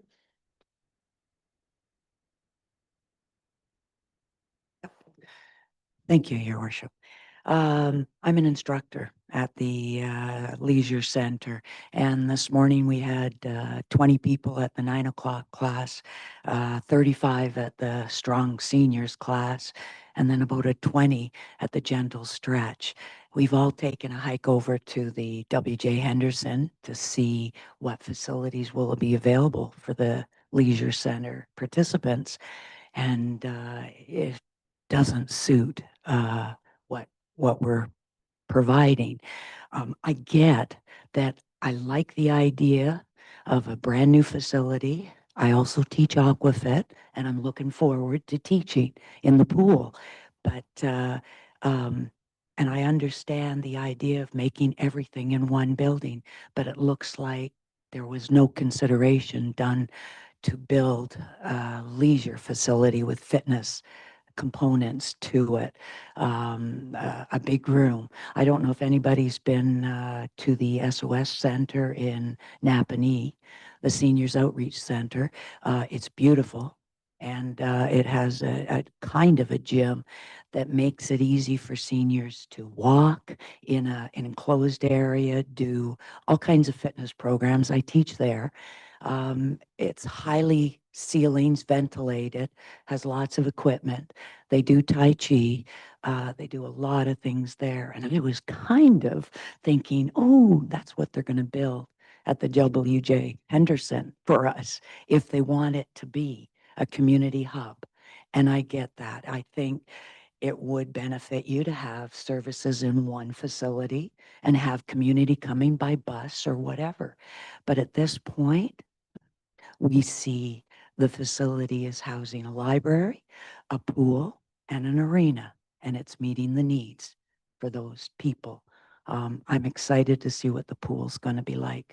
But right now, the community that participates in the Leisure Center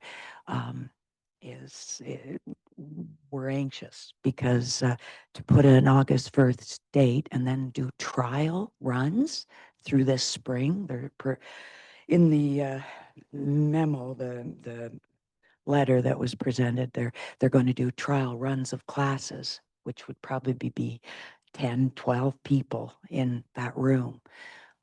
And again, they've looked, and I don't think the ventilation, and then having windows all along the room there for anybody that's visiting the arena to look in.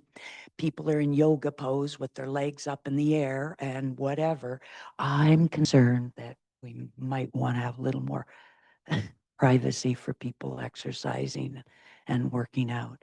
So that's the thing. I get the presentation and that we should have a community hub, but at this point, it doesn't look like those things have been met. And I understand budget and that too, so I get it. Thank you. My mic on. Thank you. Oh. Oh, we didn't. You missed just sharing your name before you started. Lynn Burton. Thank you. Thank you. Okay, is there anyone else in the audience in chambers here that has any additional information to share this evening through open forum? It cannot be related to Windsor, right? No. No. I know. I just had a few questions. I know. I'll bother you guys later. You knew the answer, but you had to check. I swear. Yeah, hey, legit. I really. Okay, so did you wish to speak under open forum? if you could come up and the virtual audience can't hear you unless you're in front of the mic.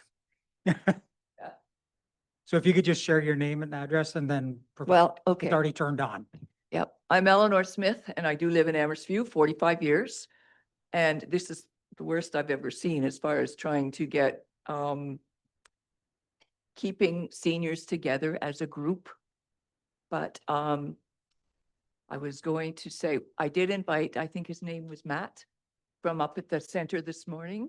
And he said he was going to come to our class on Tuesday. And I said, well, then invite any of the council just to see what we do. And he promised he would. So be prepared. That's all I can say. Okay. Come and see, because it's not just exercise. Yeah. It's an amazing group of people. And we've got all kinds of people.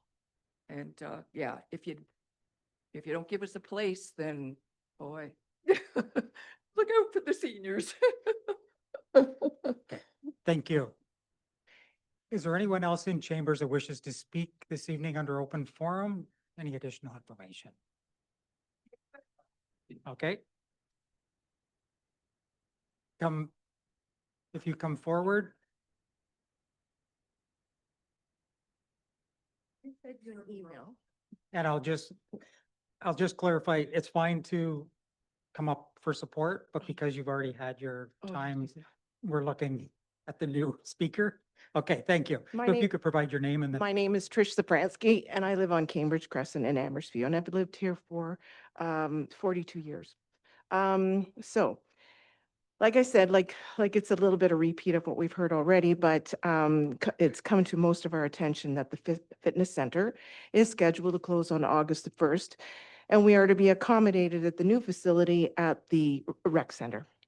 I have some concerns about this endeavor, and after seeing the new facility that is supposed to be accommodating us in conference room A and B, the new facility will not be able to accommodate the existing members in any of those places. I think the conference rooms is exactly that, just conference rooms.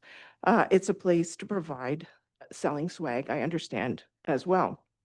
I believe there has been very little consideration given to this endeavor, even though Matthew did try to reassure us, and that was very nice of him to come out and speak with us in reference to this.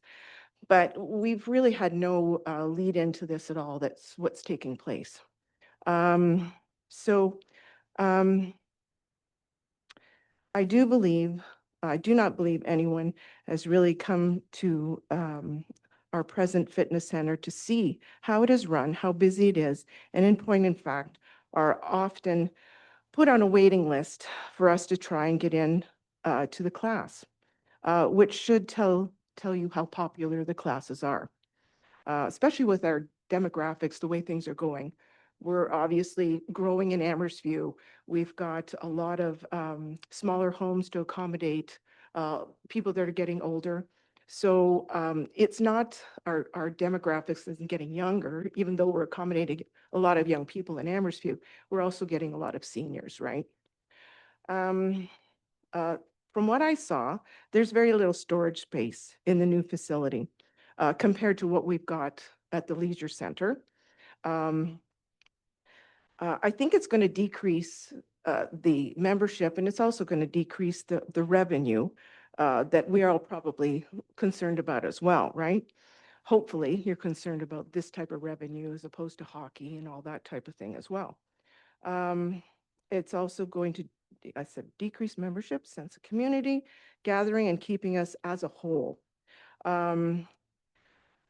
We all look for each other one way or another. The members consist of people that have decreased cognitive and physical abilities, but still are able to come to class, and we look out for them. If we are divided into small groups, little pods here and there, which will have to happen in the new facilities, we lose the ability to help and keep the connection going in our busy lives. There's a bigger picture here, and it's not just about dollars and cents. While I was in the new facility, I took the liberty of knocking on Matthew Q's door and asked him if he would please come out and have a chat with the ladies in reference to our concerns regarding the new facility. After which he was invited to take one of our fitness classes, so next week, and take a tour of our present fitness center, so he could have a better idea of what we are referring to, rather than just, And I'll just interject that Sure. you're beyond your time, so if, Oh, go ahead. If you can okay, just so almost. sum it up, that would But be great. anyways, Thank you. and with his enthusiasm, he's going to come. So hopefully maybe his input will help everyone understand the difference between the two places. Okay, All right? thank you. Thank you. And we've exceeded our 15 minutes of time. So there's two options here. We can end the open forum, or we can entertain a motion to waive the procedural bylaw to extend the time for open forum. And then if that's the case, then I will call in chambers and virtual to see if there's anyone else that wishes to speak. Deputy Mayor. I would move to suspend the procedural bylaw to extend open forum if there are any more that wish to speak. So moved, seconded by Councillor Budrick. I guess no comments, I'm assuming. Call the question. All in favor? Motion has passed. So I will call in chambers. If there's anyone else that wishes to speak through open forum, please come forward and we will receive your information. Let's see, okay.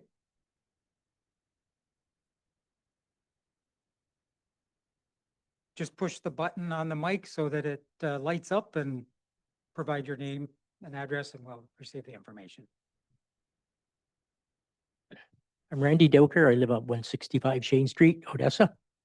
And I know the having everything under one roof.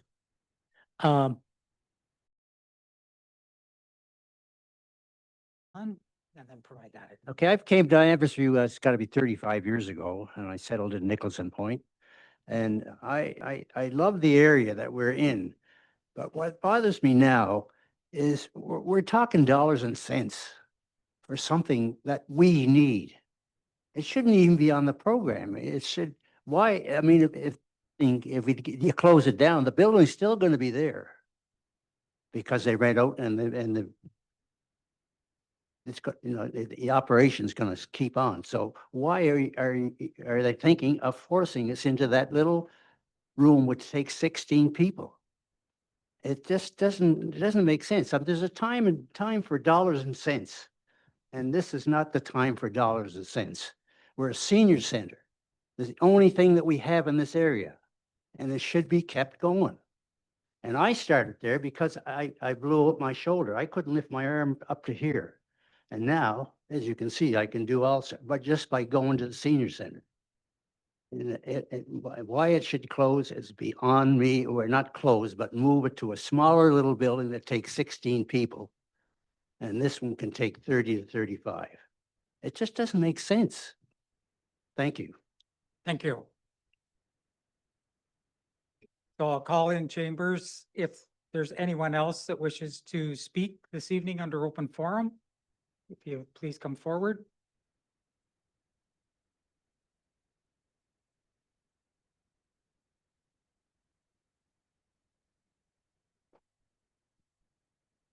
Good evening. My name is Dave Rowade. I'm a resident of Odessa. I've lived here about 6 years, and I had just had a couple questions about the staff report. It was mentioned that the Henderson Center could accommodate it, and it mentioned and other facilities. I wanted to know what that other facility might be. And then also after the spring summer pilot, after the feedback is obtained from that, is there a willingness and an ability to adapt the Henderson facility? I've heard a number of people talk about classes being more than 16. I've been in a class where there was 25 or 30. Those are my two questions for staff. Thank you. And sorry, I do realize this may be confusing. I'm coming here as a resident with these questions. Yep, no, Yeah. that's fine. Yeah. That's fine. I'll just clarify that through open forum, we receive the information and then it can be dealt with either when the item comes up on the agenda or in the future if it's something that needs to be looked into a little further. So that's why I'm saying thank you in receiving when I get the questions. That's the process. So I will look in chambers. Is there anyone else in chambers that wishes to speak through open forum this evening? Seeing none, I will go to the virtual audience. If there's anyone in the virtual audience that wishes to speak under open forum this evening, if you use your raised hand feature, we will bring you into the meeting. Through you, Mr. Mayor, I'm not seeing anyone in the virtual audience with their hand raised. Okay, thank you. So that completes the open forum portion of the meeting.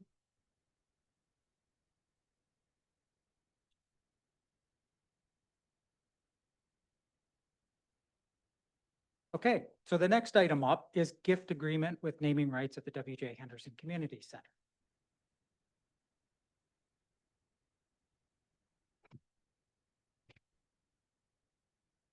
Welcome. I'm back. You're back.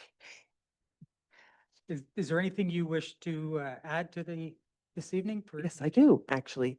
Okay. It's more good news. So it's nice to be back 2 council meetings in a row to announce that we do have some donations with naming rights to our capital campaign for the W.J. Henderson. But we also received news after the report was presented that the Henderson Foundation has also agreed to a donation to the program for a new video board for the arena and to the donor wall to allow for commemoration of Judge Henderson for the whole facility. So we've received additional funds, which are not naming specifically, but which are a donation which was committed after the staff report was written. So that's more good news as well. Very good. Thank you. Okay, council, we do have a make sure I get on the right one. We have a recommendation before us. Would someone like to make a motion? Councillor Broderick. Thank you, Your Worship. I would make a recommendation that the report from the Chief Administrative Officer dated March 10th, 2026, re-gift agreement with naming rights at the W.J. Henderson Community Center be received, and that council authorize the mayor and CAO to execute a gift agreement with naming rights with Dig and Dirt Limited for the naming of the atrium as detailed in this report. And do I need that? And no? Okay. So moved. Do I have a seconder? Councillor Parks. Any comments from the mover? No. Seconder? No. Other members? Seeing none, call the question. All in favor? Motion is passed. And the next is a budget reallocation.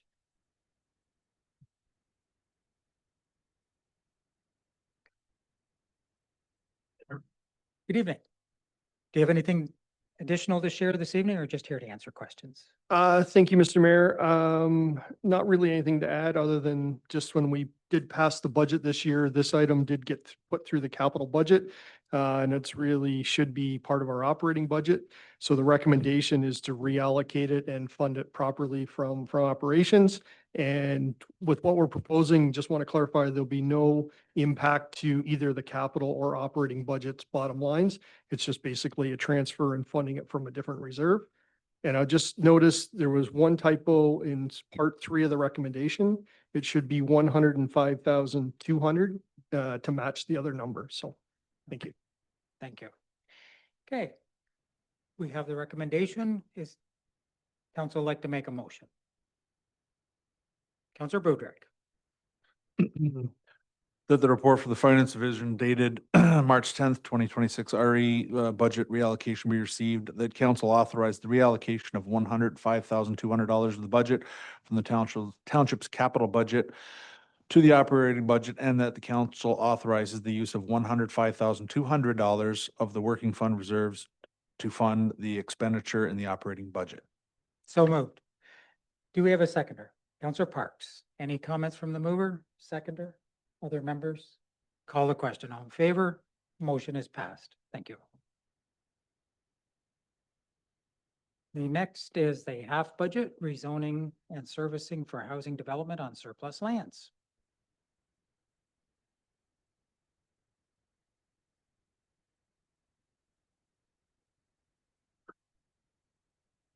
Good evening. Do you have anything additional to share or just here to answer questions? Just to answer your question, Your Worship. Thank you. So again, we do have a recommendation. Would a council member like to put a motion on the floor? Councillor Willis. I move, one, that the report from the Economic Growth and Community Development Services Department dated March 10th, 2026, half budget rezoning and servicing for housing development on surplus lands be received, and 2, that council approve the reallocation of half budget resources as recommended by staff to support proceeding with the preferred eligible bid received for the necessary rezoning work on the township surplus Church Street land in Bath for various affordable and purpose-built housing developments. So moved. Do we have a seconder? Councillor Broderick. Mover, any comments? Seconder? Other members? Call the question. All in favor? Motion is passed. Thank you. The next one up is the Leisure and Activity Center feasibility assessment. Yes, I'll just make note that Councillor Budrick did declare a conflict of interest on this, so he is not participating or voting on this item.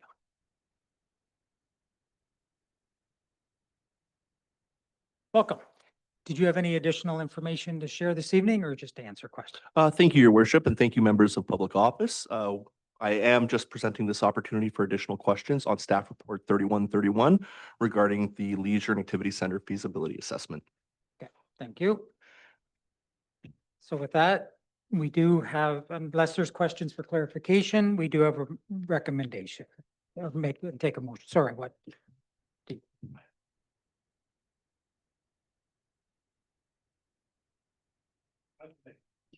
Okay. Go ahead. So that the report from the Recreation Parks and Facilities Division dated March 10th, 2026, Leisure and Activity Center feasibility assessment be received, and that council approve the closure of the Leisure and Activity Center and the consolidation of applicable recreation programming into W.J. Henderson Community Center as the township's primary recreation service hub with an effective closure / cutover date of August 1st, 2026. So moved. Do I have a seconder? Councillor Parks. To the mover? So I have a question for staff. I mean, basically based on the feedback that we had today. So you've heard the concerns of residents about, adequate fitness provision in the WJ versus the leisure center, the timing of more classes, potentially needing to be in the daytime when it's more convenient in mornings and evenings, et cetera. And, the range of concerns which you've heard. So perhaps it would give you an opportunity to address some of the steps being taken potentially to mitigate those concerns. Absolutely. I appreciate it, Deputy. Thank you. And the response through Your Worship, back to Deputy Mayor, we have taken some considerations for some assessments regarding privacy requirements at the WJH community room. So some of those considerations are for privacy screenings as well as spatial needs for the space or for the area and the layout. There is a capacity of that community room of around 60 participants to be in that space for general meeting purposes. And we have used a formulatic approach to outline our capacities that for certain classes would be 12 to 16 in capacity, 16 to 20 in other areas, depending on programming and specific needs. Outside of the privacy assessment that would be implemented to, let's say, upgrade the features of that community space to be utilized for a direct programming facet, we have looked at a scheduling matrix and paradigm regarding additional outlets for access. So this would include additional programming schedules for early morning programs, afternoon programs, evening programs.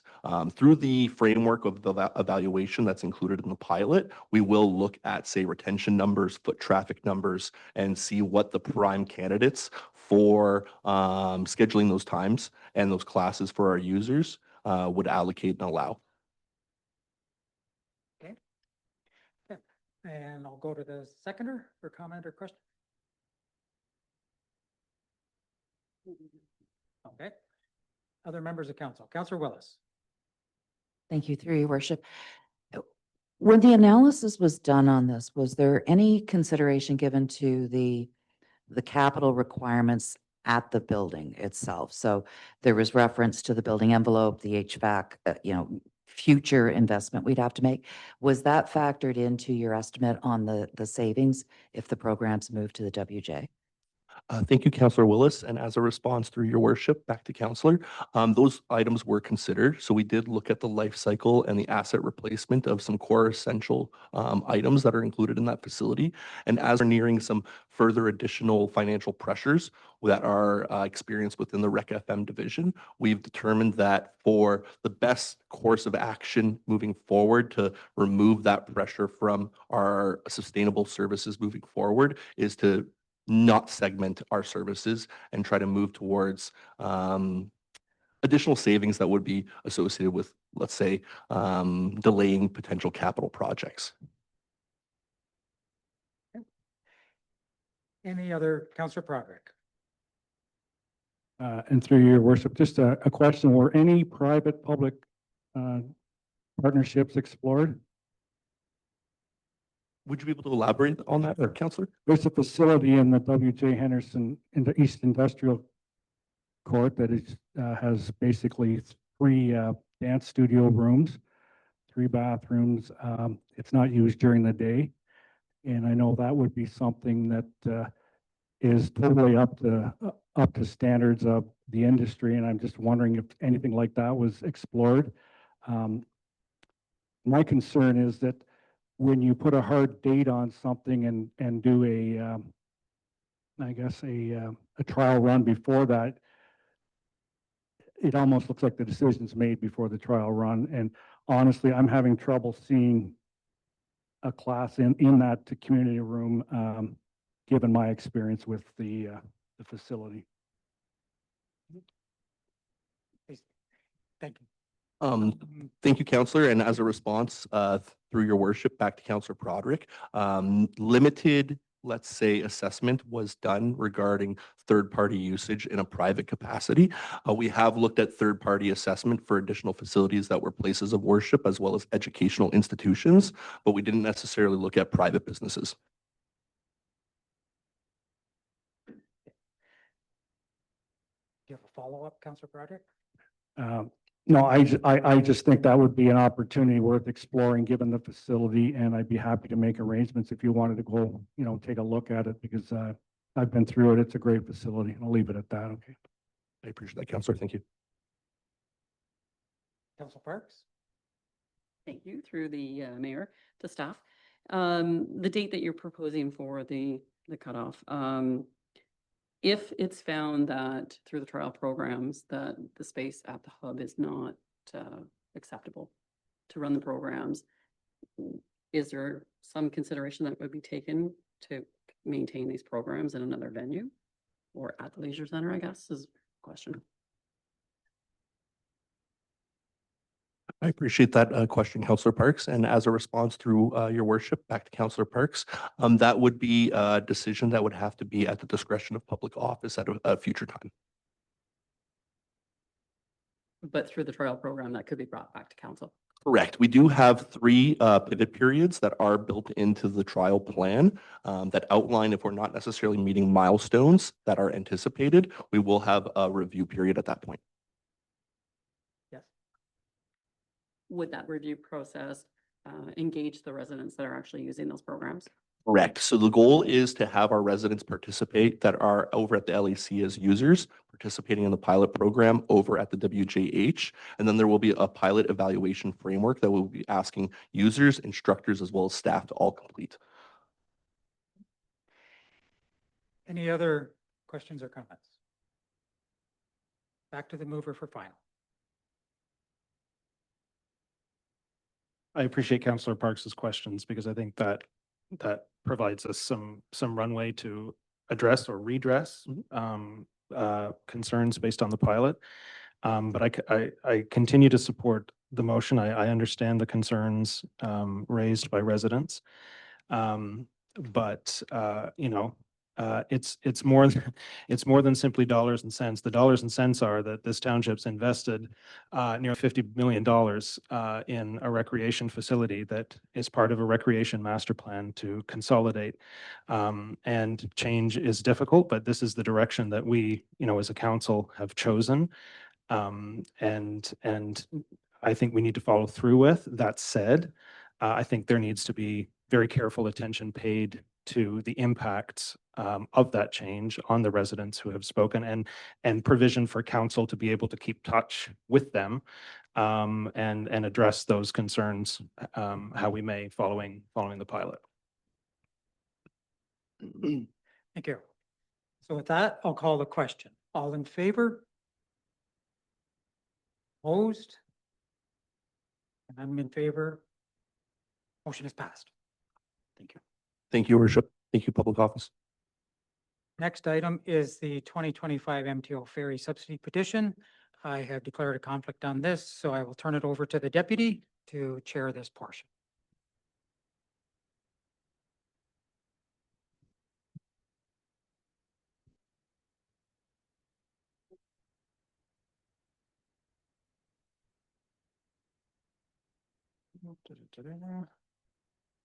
All right. Any comments from the director? It's fairly, Just question. it's fairly annual, straightforward. Can I get a mover? Councillor Broderick? Thank you, Deputy. I would move that the report from the Public Transportation Division dated March 10th, 2026, re 2025 MTO ferry subsidy petition be received, and that council authorize the attached petition. So moved. Can I have a seconder? Councillor Parks? Any discussion? Call the question. All those in favor? Motion is carried. Thank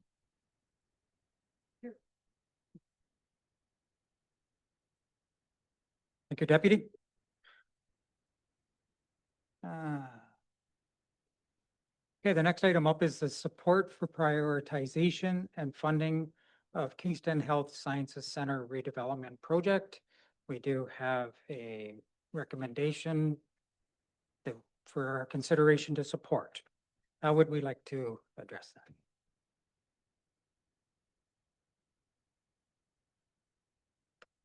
Councillor Budrick. Is it possible that we could get the clerk to put that on the screen so I don't have to read it all? Do you have that you can do that? Thank you. Good call. Thank you.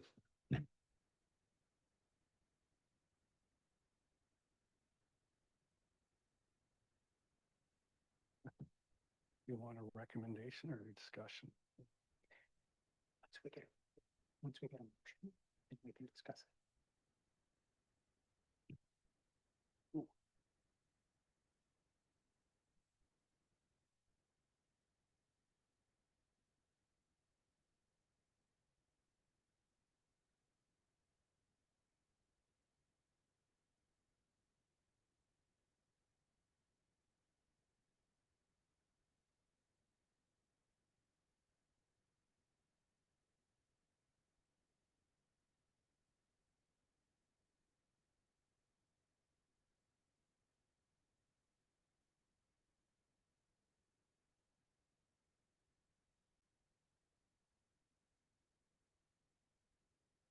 Could that be moved as presented? Yeah.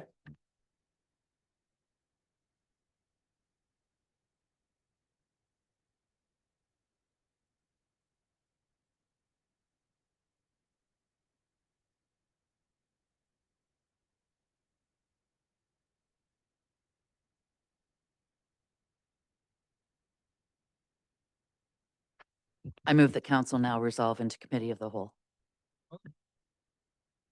Seconded by Councillor Parks. All in favor? Motion is passed. We'll just take a couple of minutes.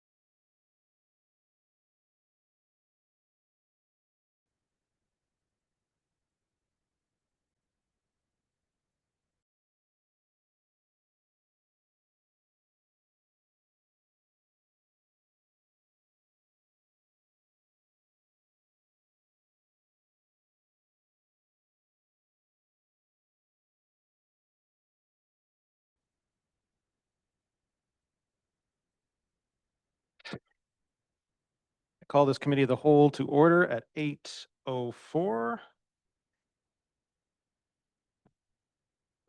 Any declarations of pecuniary interest in committee of the whole? Seeing none. Items for consideration: use of corporate resources for election purposes policy. And I will turn to the deputy clerk.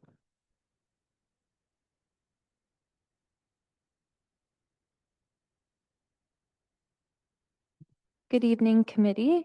I just wanted to advise before any deliberations over the recommendation occur, is that there is an administrative error on the proposed draft policy attached to the agenda. So for clarification purposes, section 3.12 should be referenced in section 3.4 and section 3.15, not the reference to section 3.14.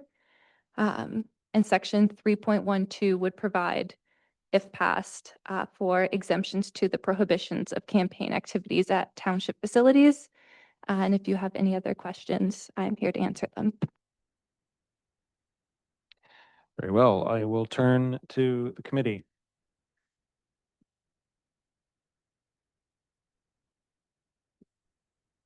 Councillor Willis?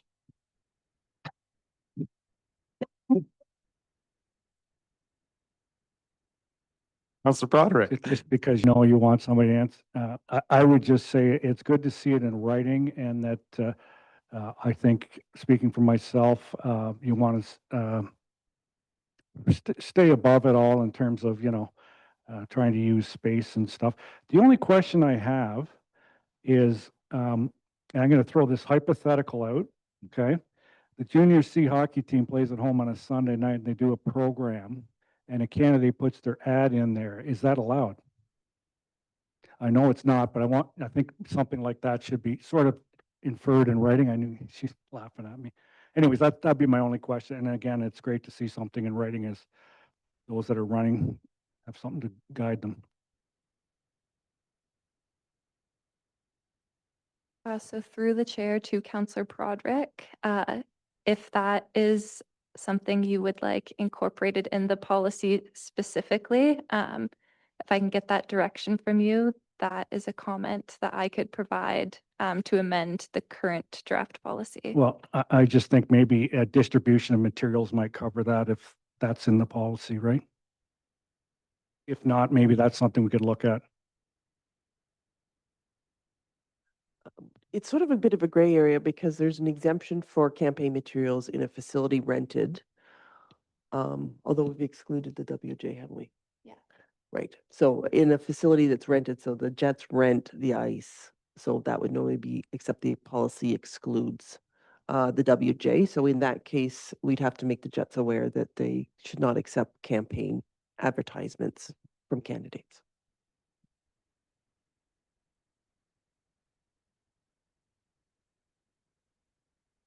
Thank you, through the chair. I'm looking at item number 3.16, and it talks about constituent information, including email and mailing addresses collected by councillors as part of their constituent communications shall not be used for election purposes. And I don't want to split hairs, but I'm wondering about something like a Facebook page that I would have as a councillor. Would that be considered collecting people's information if they're following that page? Through the chair to Councillor Willis, yes. So if you are using it for council-related purposes, that would be included. Okay, so when you run, you need to create a new social media platform or identity. That is correct. Okay, thank you for that. Yeah, that was it for me.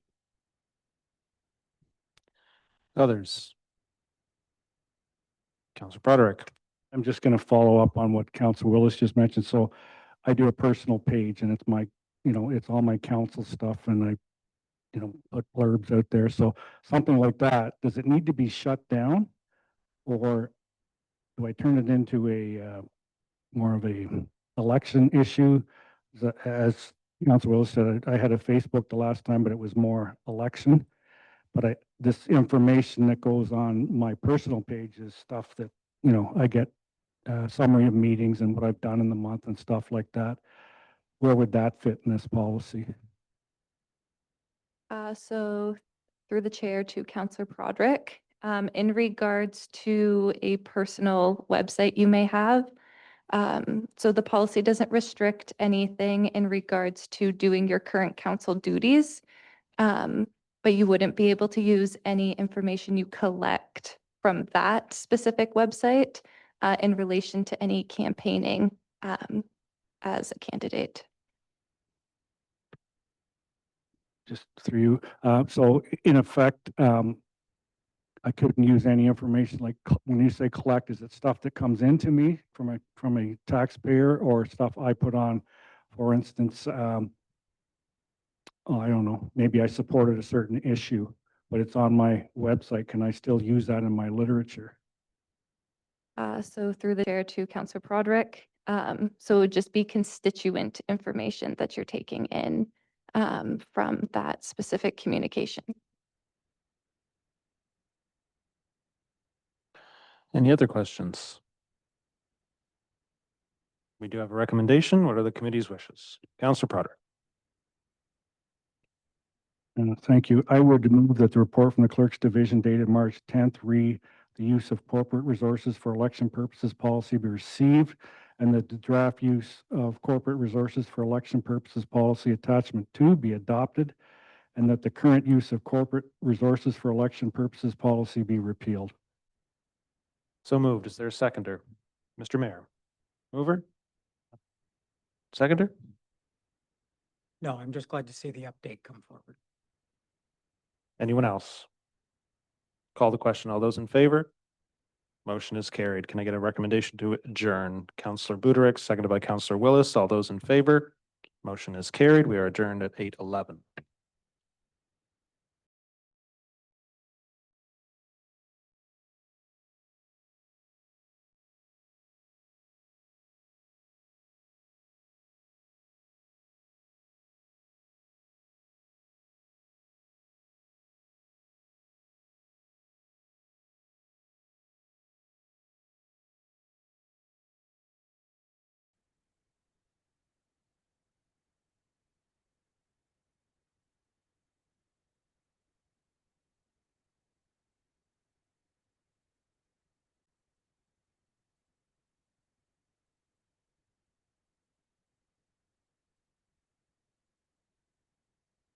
Okay, we'll reconvene the council meeting.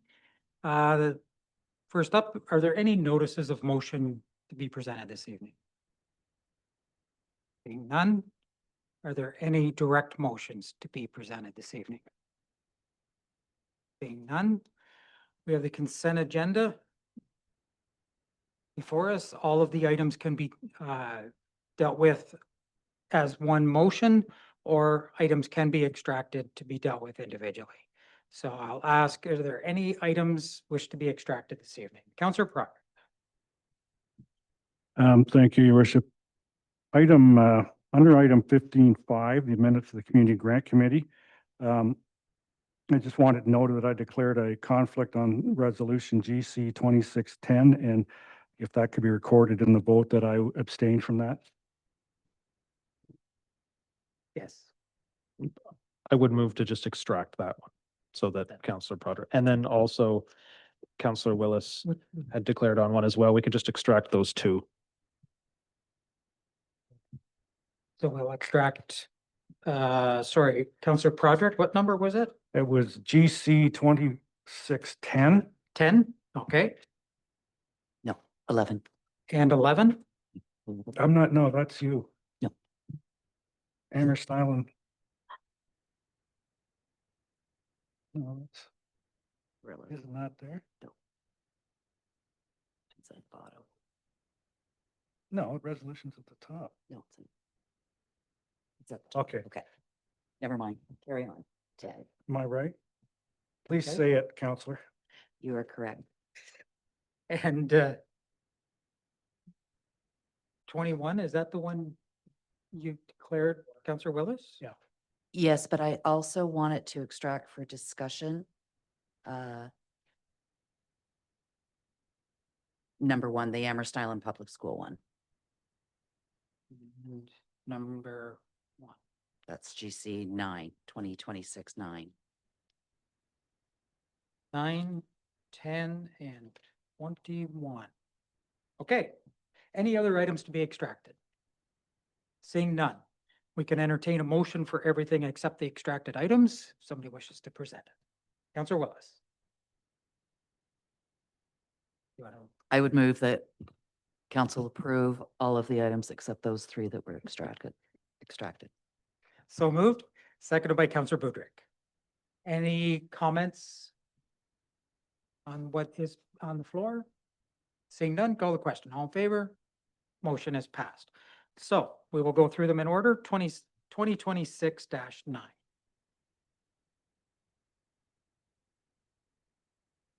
On that one, I just have a question for the CAO, Okay, if I could.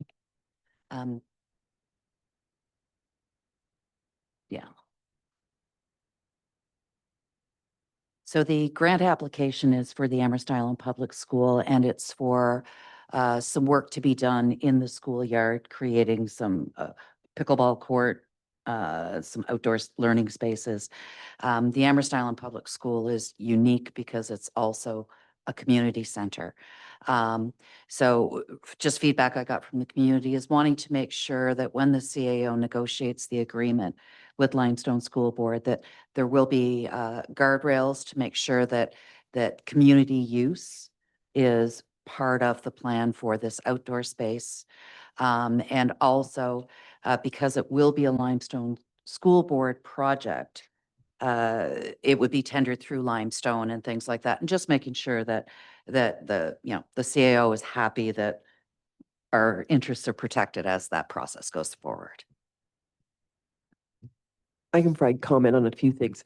Certainly the full amount of the grant is not dispersed until we get receipts and, work has been completed and that kind of thing, so that we certainly can determine whether or not the project as detailed and granted funding is built as we expected. So that's one piece of it. The second piece, which is that we could certainly put in conditions regarding community use, but I just thought about it as I came up here, is that we have a lease agreement with the Limestone School Board for the use of all school facilities, which includes the outdoor amenities. So we already have an agreement, but we'll confirm that there would not be any restrictions on the use of this new project for the community. yes, please proceed with the motion. Thank you. With that, I'll make a motion that the committee recommends that council approve the Amherst Island Public Schools Community Grant application in the amount of $100,000. So moved. Do we have a second? Councillor Broderick. Any final comments? Call the question. All in favor? Motion is declined. Motion is passed. 2026-10. Okay, this was extracted so that Councillor Broderick has declared a conflict, so we can just proceed with the rest of council. Oh, you declared as well, right? So it's down to the 4 of us. I would entertain a motion on this item. Someone wishes to present it?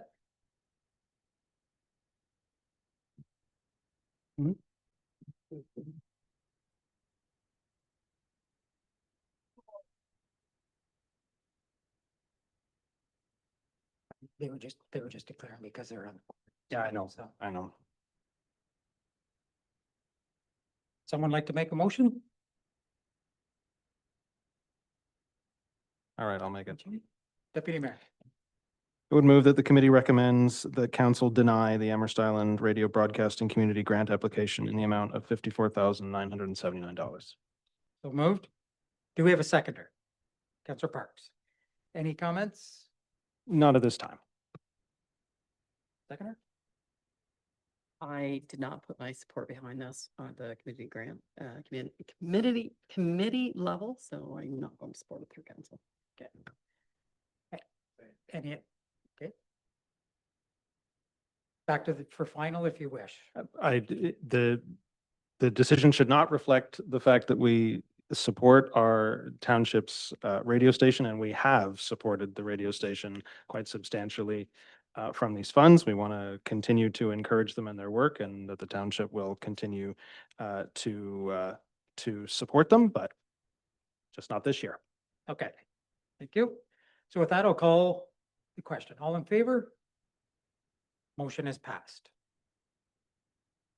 And, okay, they're coming back.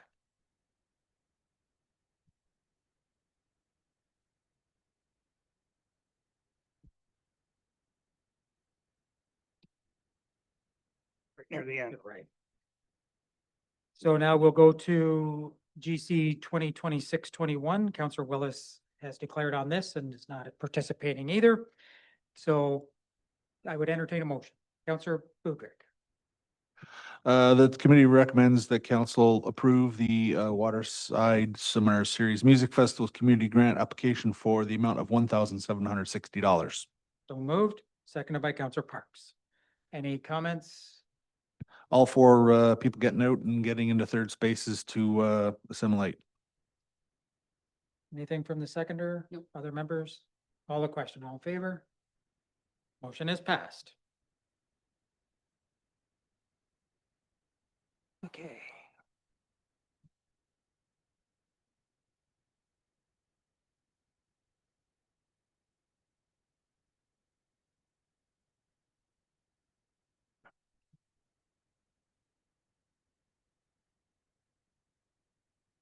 Next item is 15.6.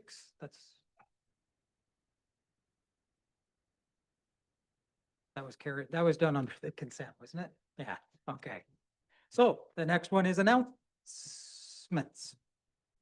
Anyone have any announcements to make this evening? Being none, I would entertain the confirmatory bylaw motion. Councillor Broderick, I would recommend that bylaw 2026-11 to confirm the proceedings of the Council of Loyalist Township be enacted and passed, and the mayor and deputy clerk be authorized to sign and seal. so moved. Do we have a seconder? Councillor Parks, all in favor? Motion is passed. And motion to adjourn. Councillor Budrick, seconded by the deputy mayor. Call the question. Motion is passed. We are adjourned at 8:22. Can you make it to the ferry? Nope. Where are we going?